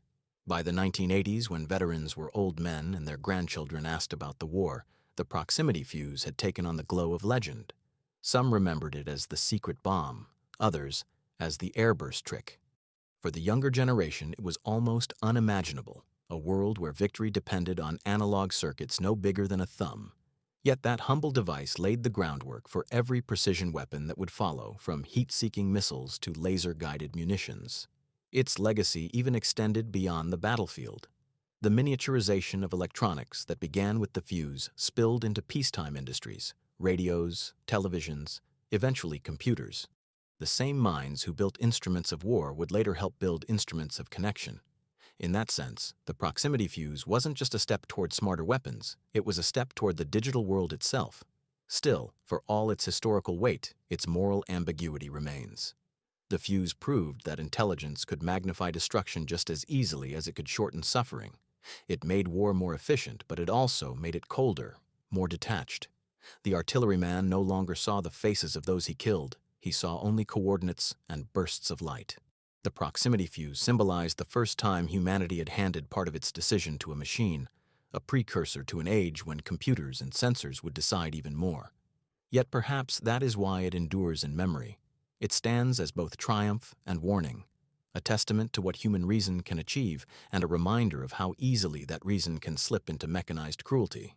When visitors walk through the Ardennes memorials today, plaques tell the story of the Battle of the Bulge, the surprise attack, the encirclement at Bastogne, the courage of the defenders. But somewhere between the tales of bravery and sacrifice, there is usually a single line about a mysterious, new type of artillery shell. Few stop to think about it. Yet that line represents one of the quietest revolutions in military history.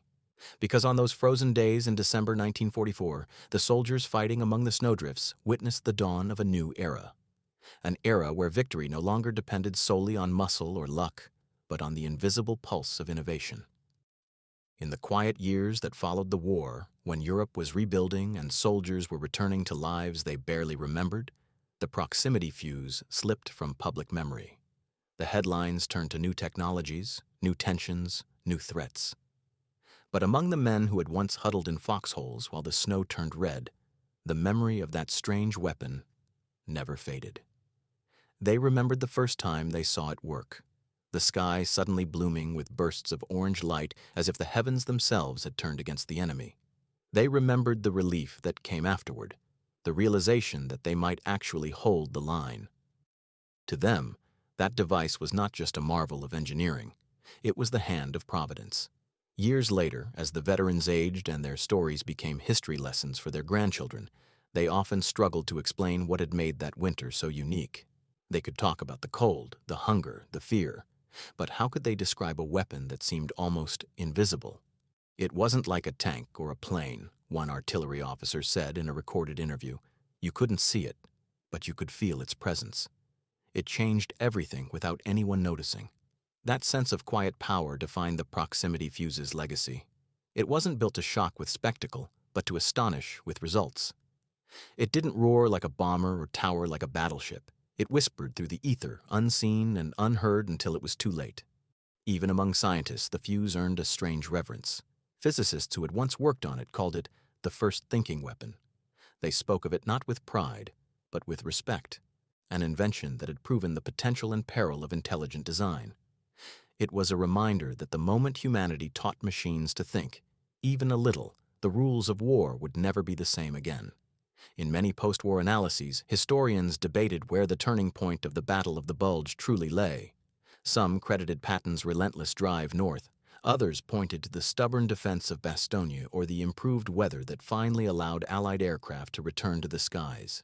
But increasingly, military scholars came to agree that one invisible factor tipped the scales: the artillery advantage provided by the proximity fuse. Its impact was both mathematical and psychological. It multiplied the effectiveness of every shell, cut ammunition use dramatically, and demoralized enemy troops who could no longer predict safety. The Germans had planned to use surprise and speed to divide the Allied front. Instead, they found themselves pinned under a storm of precision fire that erased those advantages. A post-war U.S. Army report summarized it bluntly: without the VT fuse, enemy attacks might have broken through.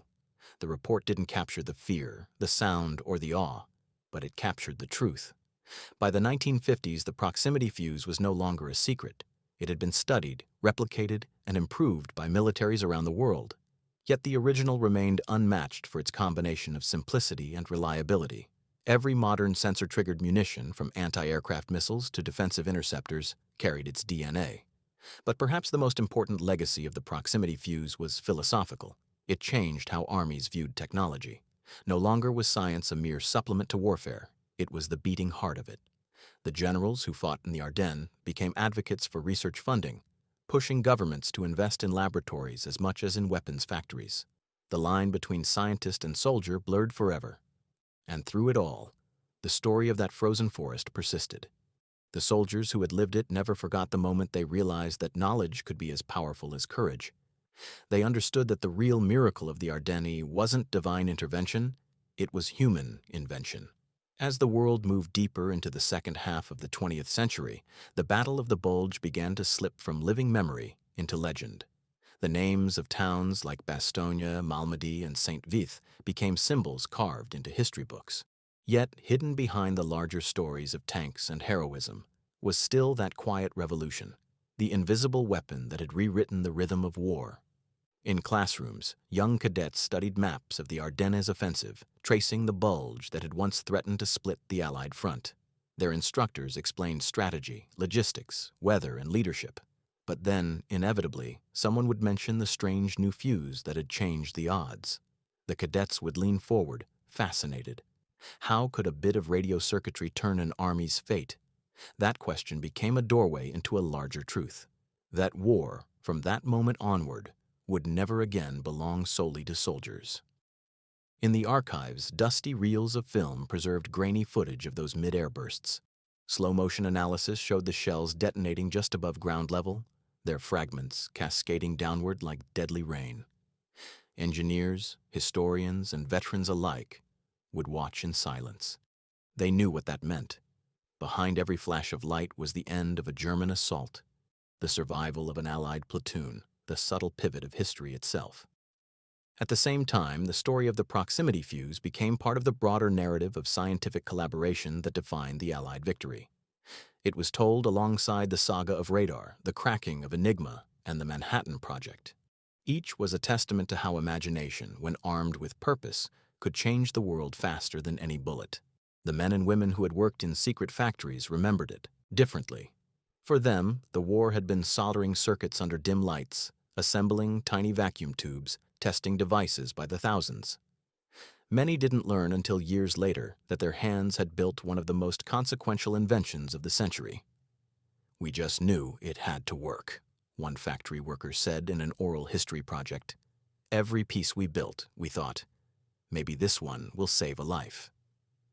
And they were right. The proximity fuse didn't just kill the enemy. It saved countless Allied soldiers who might otherwise have been overrun. It bought time, space, and confidence. It gave generals the breathing room to plan and soldiers the courage to fight another day. It was, in the truest sense, a guardian hidden inside a weapon. In 1960, at a veterans ceremony in Washington, a retired general held up a deactivated fuse before a crowd of aging soldiers. Its metal shell was dull, its circuits inert, yet it gleamed faintly under the lights. "This," he said, "is what stood between us and defeat." The audience rose in applause, not the roaring kind that celebrates victory, but the soft, reverent kind reserved for memory. That small device came to symbolize something larger than war. It embodied the idea that progress is never neutral. The same creativity that builds can also destroy, and the same knowledge that saves one generation can endanger the next. The proximity fuse was both savior and harbinger, miracle and omen. It was proof that every leap forward in understanding carries a shadow behind it. Still, in that brutal winter of 1944, there had been no time for philosophy, only survival. And survive they did, thanks to a few ounces of copper, glass, and genius. When historians later tried to list the 10 inventions that changed World War II, the proximity fuse always appeared near the top, right beside radar and penicillin. The difference was that most people had never even heard of it. Maybe that anonymity was fitting. The fuse had always worked best in silence, unseen and uncelebrated. It didn't need parades or headlines. Its legacy lived on in every piece of technology that made warfare smarter, every sensor that learned to think, every soldier who trusted in the unseen. By the late 20th century, as new generations came of age, the Battle of the Bulge was no longer a living memory, but a chapter in history books, a story told in black and white photographs, in fading letters home, in documentaries narrated by aging veterans. Yet even as the details blurred, the awe of that hidden weapon remained. Teachers, historians, and filmmakers alike still paused when they reached the part of the story where the tide turned, not because of numbers, but because of innovation. In university lecture halls, military science students studied the proximity fuse not just as an engineering marvel, but as a case study in timing. How a single invention, introduced at precisely the right moment, could alter the course of a global conflict. Their professors would write the words proximity fuse on the board and underline it, reminding them that war is often decided not by brute force, but by ideas. Meanwhile, in laboratories, the descendants of that technology continued to evolve.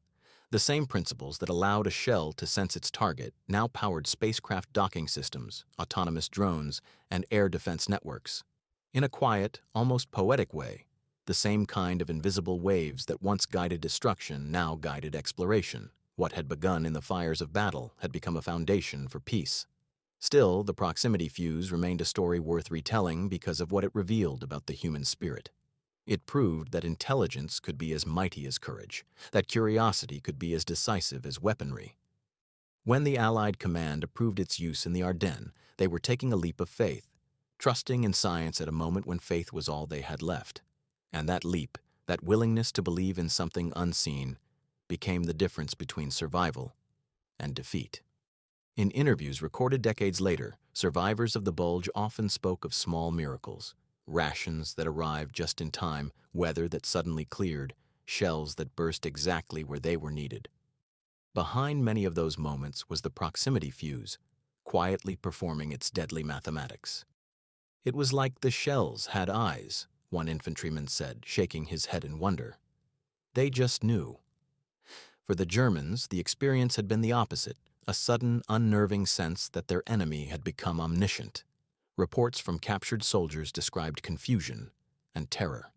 "We thought the Americans had found a way to follow us with radar," one wrote. "There was nowhere to hide." The psychological impact was enormous. Armies that had marched across Europe for 5 years now hesitated before advancing into an open field. Historians often say that fear changes strategy faster than bullets. The proximity fuse did both. It inflicted losses, but it also eroded confidence. By undermining morale, it helped break the momentum of an offensive that might otherwise have changed the entire course of the Western Front. When the war finally ended, that invisible advantage became a cornerstone of the New World Order. The nations that had mastered technology held the balance of power. The proximity fuse had proven that science itself was a weapon, and one that could not easily be unlearned. From then on, every conflict would begin not with armies, but with engineers. And yet, for all its influence, the fuse's true story was never about dominance. It was about survival. It represented the point where humanity's instinct to protect collided with its capacity to create. Its invention was born not from a desire to conquer, but from a desperate need to endure. That, perhaps, is what makes it so haunting.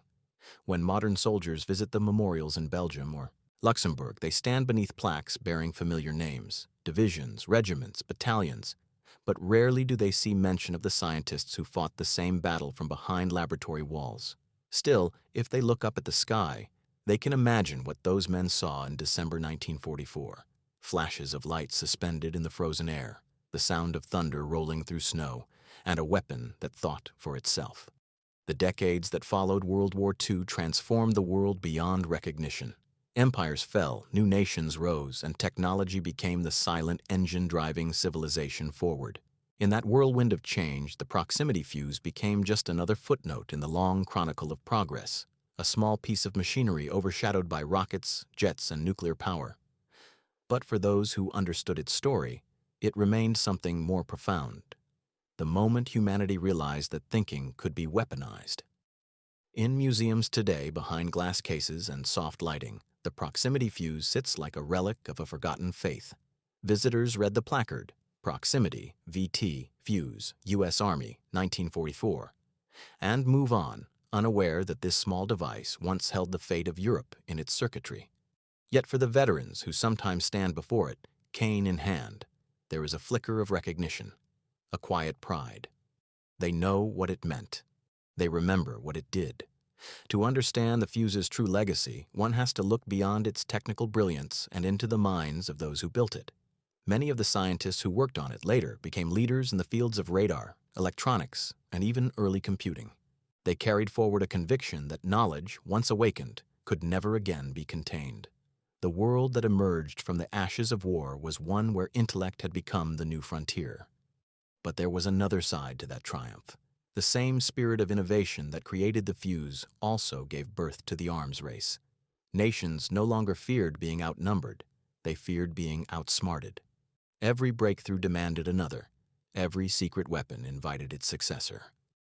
And though the proximity fuse had been a tool of defense, it had proved something that made future wars inevitable, that the smartest weapon always wins. Still, the story of the Battle of the Bulge reminds us that intelligence alone is not enough. The men who fought there, exhausted, frostbitten, and surrounded, had courage that no machine could replicate. The proximity fuse amplified their strength, but it did not replace their will. Technology may have given them precision, but it was their humanity that gave them victory. There is a moment in every great conflict when fate balances on a knife's edge, when the difference between defeat and triumph is measured not in armies, but in ideas. December 1944 was one of those moments. Hitler's forces were on the offensive, the Allies reeling, the outcome uncertain. And then came the whisper of something new, something unseen, a shell that could sense its target, a weapon that thought before it struck. In that instant, the tide turned, not with a roar, but with a pulse of radio energy sweeping through frozen air. When survivors of the Ardennes were interviewed in later years, many could not explain exactly how it happened. They only knew that the enemy's momentum faltered, that the snowfields that once carried German tanks became fields of shattered metal, that somehow, in the middle of chaos, order returned. A veteran of the Ninth Army put it best. We didn't just fight harder, we fought smarter, and that made all the difference. That difference would echo for generations. It set a precedent for every future battlefield, where information and precision would matter more than numbers. From Vietnam to the Gulf War to the age of drones, the principles born in those Ardennes woods, sensing, targeting, timing, became the blueprint for modern warfare. And yet, beneath all the progress, there remains a whisper of that winter, the reminder that somewhere between ingenuity and devastation lies a fragile balance, that every advance carries a cost. The proximity fuse was proof of humanity's brilliance, but also of its burden. The knowledge that what we create to save ourselves can one day endanger us. Still, if you ask those who were there, they will tell you it was worth it. Because without that secret weapon, the story of the Battle of the Bulge, and perhaps of the entire war, might have ended very differently. When the last survivors of the Battle of the Bulge gathered for their final reunions in the early 21st century, the stories they told no longer felt like history lessons. They were memories recited against time itself, fragile voices trying to preserve what the snow and silence of the Ardennes had witnessed. Most could barely walk without help, yet when they spoke of that winter, their eyes still carried the glint of firelight reflected from distant explosions. They remembered the faces of comrades lost, and the strange new hope that came with the arrival of the proximity-fused shells. For them, the weapon had not been an abstract concept or a piece of engineering. It had been salvation, delivered through science. They described how the Germans would gather for another assault, shouting and charging through the woods, and then the air would bloom with sudden orange bursts. The sound was different, sharper, closer, as if the sky itself had cracked open. "It was like watching lightning strike," one artilleryman said softly, "and every flash meant we'd live another minute." Historians attending those gatherings often came away astonished by how vividly the veterans remembered not the tactics but the feeling, the sense that something invisible was fighting beside them. It was awe mixed with gratitude, a recognition that genius, hidden in metal and wire, could stand shoulder to shoulder with courage and endurance. Over the decades, the proximity fuse's story became emblematic of the quiet victories behind the loud ones. Its invention had not come from a single hero, but from hundreds of minds working in secrecy, bound by purpose rather than fame. It represented the triumph of collaboration over ego, of reason over rage. Even the enemy eventually acknowledged its brilliance. After the war, captured German officers studied the fuse with reluctant admiration. Some admitted they had tried to design something similar but lacked the resources. "We underestimated what was possible," one engineer wrote in his post-war memoir. "We believed the Americans were merely practical men, not visionaries. We were wrong." That confession stands as one of the war's most telling ironies.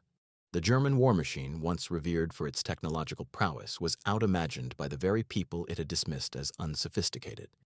The proximity fuse had been America's answer not through brute production, but through intellect, and it humbled even those who prided themselves on innovation. In the decades that followed, the fuse's principles became common knowledge, but its spirit remained rare. Scientists and soldiers alike cited it as proof that progress is born in crisis, that humanity often finds its greatest ideas when its back is against the wall. In classrooms and documentaries, the phrase "secret weapon" came to symbolize not secrecy itself, but ingenuity under pressure. The more time passed, the clearer its moral message became. The proximity fuse showed that knowledge can defend, not just destroy. That invention can save lives when used wisely. It was a weapon born of desperation but guided by conscience, designed not to annihilate cities, but to protect soldiers from annihilation. In that sense, it became a paradox, a symbol of both war's cruelty and humanity's refusal to surrender to it. At one memorial ceremony, a historian addressed a crowd of students and veterans' families. "Every era has its secret weapon. In 1944, it wasn't a tank or a bomb or even a man. It was an idea, a spark of understanding that turned the tide when everything seemed lost." The crowd fell silent. Somewhere in that stillness, between pride and mourning, lay the truth of it. The proximity fuse did not win the war alone, but in the frozen crucible of the Ardennes, it became the heartbeat of a new kind of warfare, one where precision could outmatch power and where invisible intelligence could rewrite destiny. Winter in the Ardennes today is quiet again. The wind moves through the trees, carrying only the soft creak of branches and the distant call of crows. Snow settles on the same ridges that once trembled under artillery fire. The scars of battle are buried beneath moss and time, but the memory lingers in the soil, faint traces of iron, glass, and history. Somewhere underfoot lie the remnants of 1,000 detonations, fragments of a weapon that once changed the fate of the world. Visitors to those woods, students, historians, families of veterans, often pause at the memorial markers. They read the inscriptions about bravery, endurance, and sacrifice. But few know that the very ground beneath them once sang with invisible signals that the air they breathe was once alive with waves of radio energy, seeking, sensing, deciding. It was here, in this frozen silence, that the line between man and machine first began to blur. The proximity fuse was never meant to be glorious. It had no wings, no roar, no flag to rally behind. It worked in silence, in secrecy, and in service of survival. Yet its story endures precisely because of that humility. It wasn't born from conquest. It was born from necessity, from the urgent desire of desperate men to defend rather than destroy. In its quiet precision lay a reflection of something deeply human, the need to adapt, to think, to endure. In the closing months of the war, when Allied generals reviewed the outcomes of the Ardennes campaign, they struggled to quantify what the proximity fuse had truly achieved. How could they measure fear turned to confidence, chaos turned to order, despair turned to hope? They could count the enemy losses, the shells fired, the attacks repelled. But the real victory was psychological. It restored the belief that the Allies could not just resist, but outthink their enemy. That belief carried them through to final victory. When the war in Europe ended, and later when Japan surrendered, the scientists who had worked in secrecy emerged into daylight. Some received medals, others returned quietly to their universities and laboratories. Yet almost all of them felt the same strange mix of pride and unease. They had created something that had saved lives, but it had done so by ending others. Merle Tuve, one of the leading scientists behind the project, was asked years later whether he ever regretted his role. He paused before answering. "Regret?" he said softly. "No, but I never forgot what it meant. Every equation has consequences." That single sentence captured the paradox of the proximity fuse. It was a triumph of intellect, but also a mirror reflecting both the brilliance and the burden of human invention. In that mirror, future generations would see themselves, inventors, dreamers, and soldiers forever walking the line between creation and destruction. As technology marched forward, computers, satellites, precision missiles, the fuse became a distant ancestor, its DNA embedded in every smart weapon and sensor-guided device. Yet even as the world built tools far more powerful, none would ever have quite the same impact as that first moment when intelligence entered the battlefield. When the snow falls over the Ardennes now, it covers everything equally: the graves, the memorials, the hidden fragments of war. It silences the echoes, softens the memory, and for a moment, erases the boundaries between then and now. But for those who listen closely, the past still whispers through the trees. It tells of men who fought in the cold, of courage shaped by desperation, and of a secret weapon that turned the tide not through strength, but through thought. Because in the end, that was the true revelation of the Battle of the Bulge, that the future of warfare, and perhaps the future of humanity, would belong not to the biggest army, but to the sharpest mind. Night falls over the Ardennes. The forest, once shattered by gunfire, glows faintly beneath the snow-gray moon. In that stillness, you can almost sense the weight of everything that happened here. How the fate of millions once hinged on a few miles of frozen ground and on a weapon no one could see. Imagine it. December 1944. The sky pulsing with bursts of light that seemed to hover in midair. German troops diving for cover as invisible hands tore their formations apart. American gunners watching through the haze, stunned at the precision of their own fire. A war that had been slipping toward disaster suddenly, impossibly turning back in their favor. The proximity fuse was more than a technological marvel. It was a turning point in human imagination. It showed that ideas could be as decisive as armies, that the invisible could shape the visible. In that moment, intelligence itself became a weapon, and from that moment on, it always would be. When General Eisenhower later wrote his reflections on the campaign, he devoted only a single sentence to the device that had changed everything. The new artillery fuse proved invaluable. Simple words, but behind them stood thousands of lives spared, entire divisions saved, and a legacy that would ripple across the century. The soldiers never saw the scientists who made it possible. The scientists never heard the guns whose thunder carried their work into history. Yet between them lay a bond deeper than rank or uniform, a shared conviction that knowledge, when wielded with purpose, could defend civilization itself.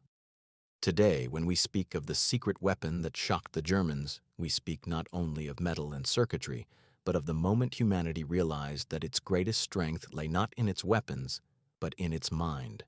The proximity fuse turned fear into strategy, despair into ingenuity. It reminded the world that even in the darkest winter, the spark of invention could burn bright enough to change destiny. And though the guns have long been silent, their echo carries a message still worth hearing: that progress, when guided by conscience, can be the most powerful force of all. Because in a war fought with tanks and bullets, it was invisible waves of radio energy that delivered one of the Allies' most decisive blows. The secret weapon that shocked the Germans wasn't just firepower, it was innovation.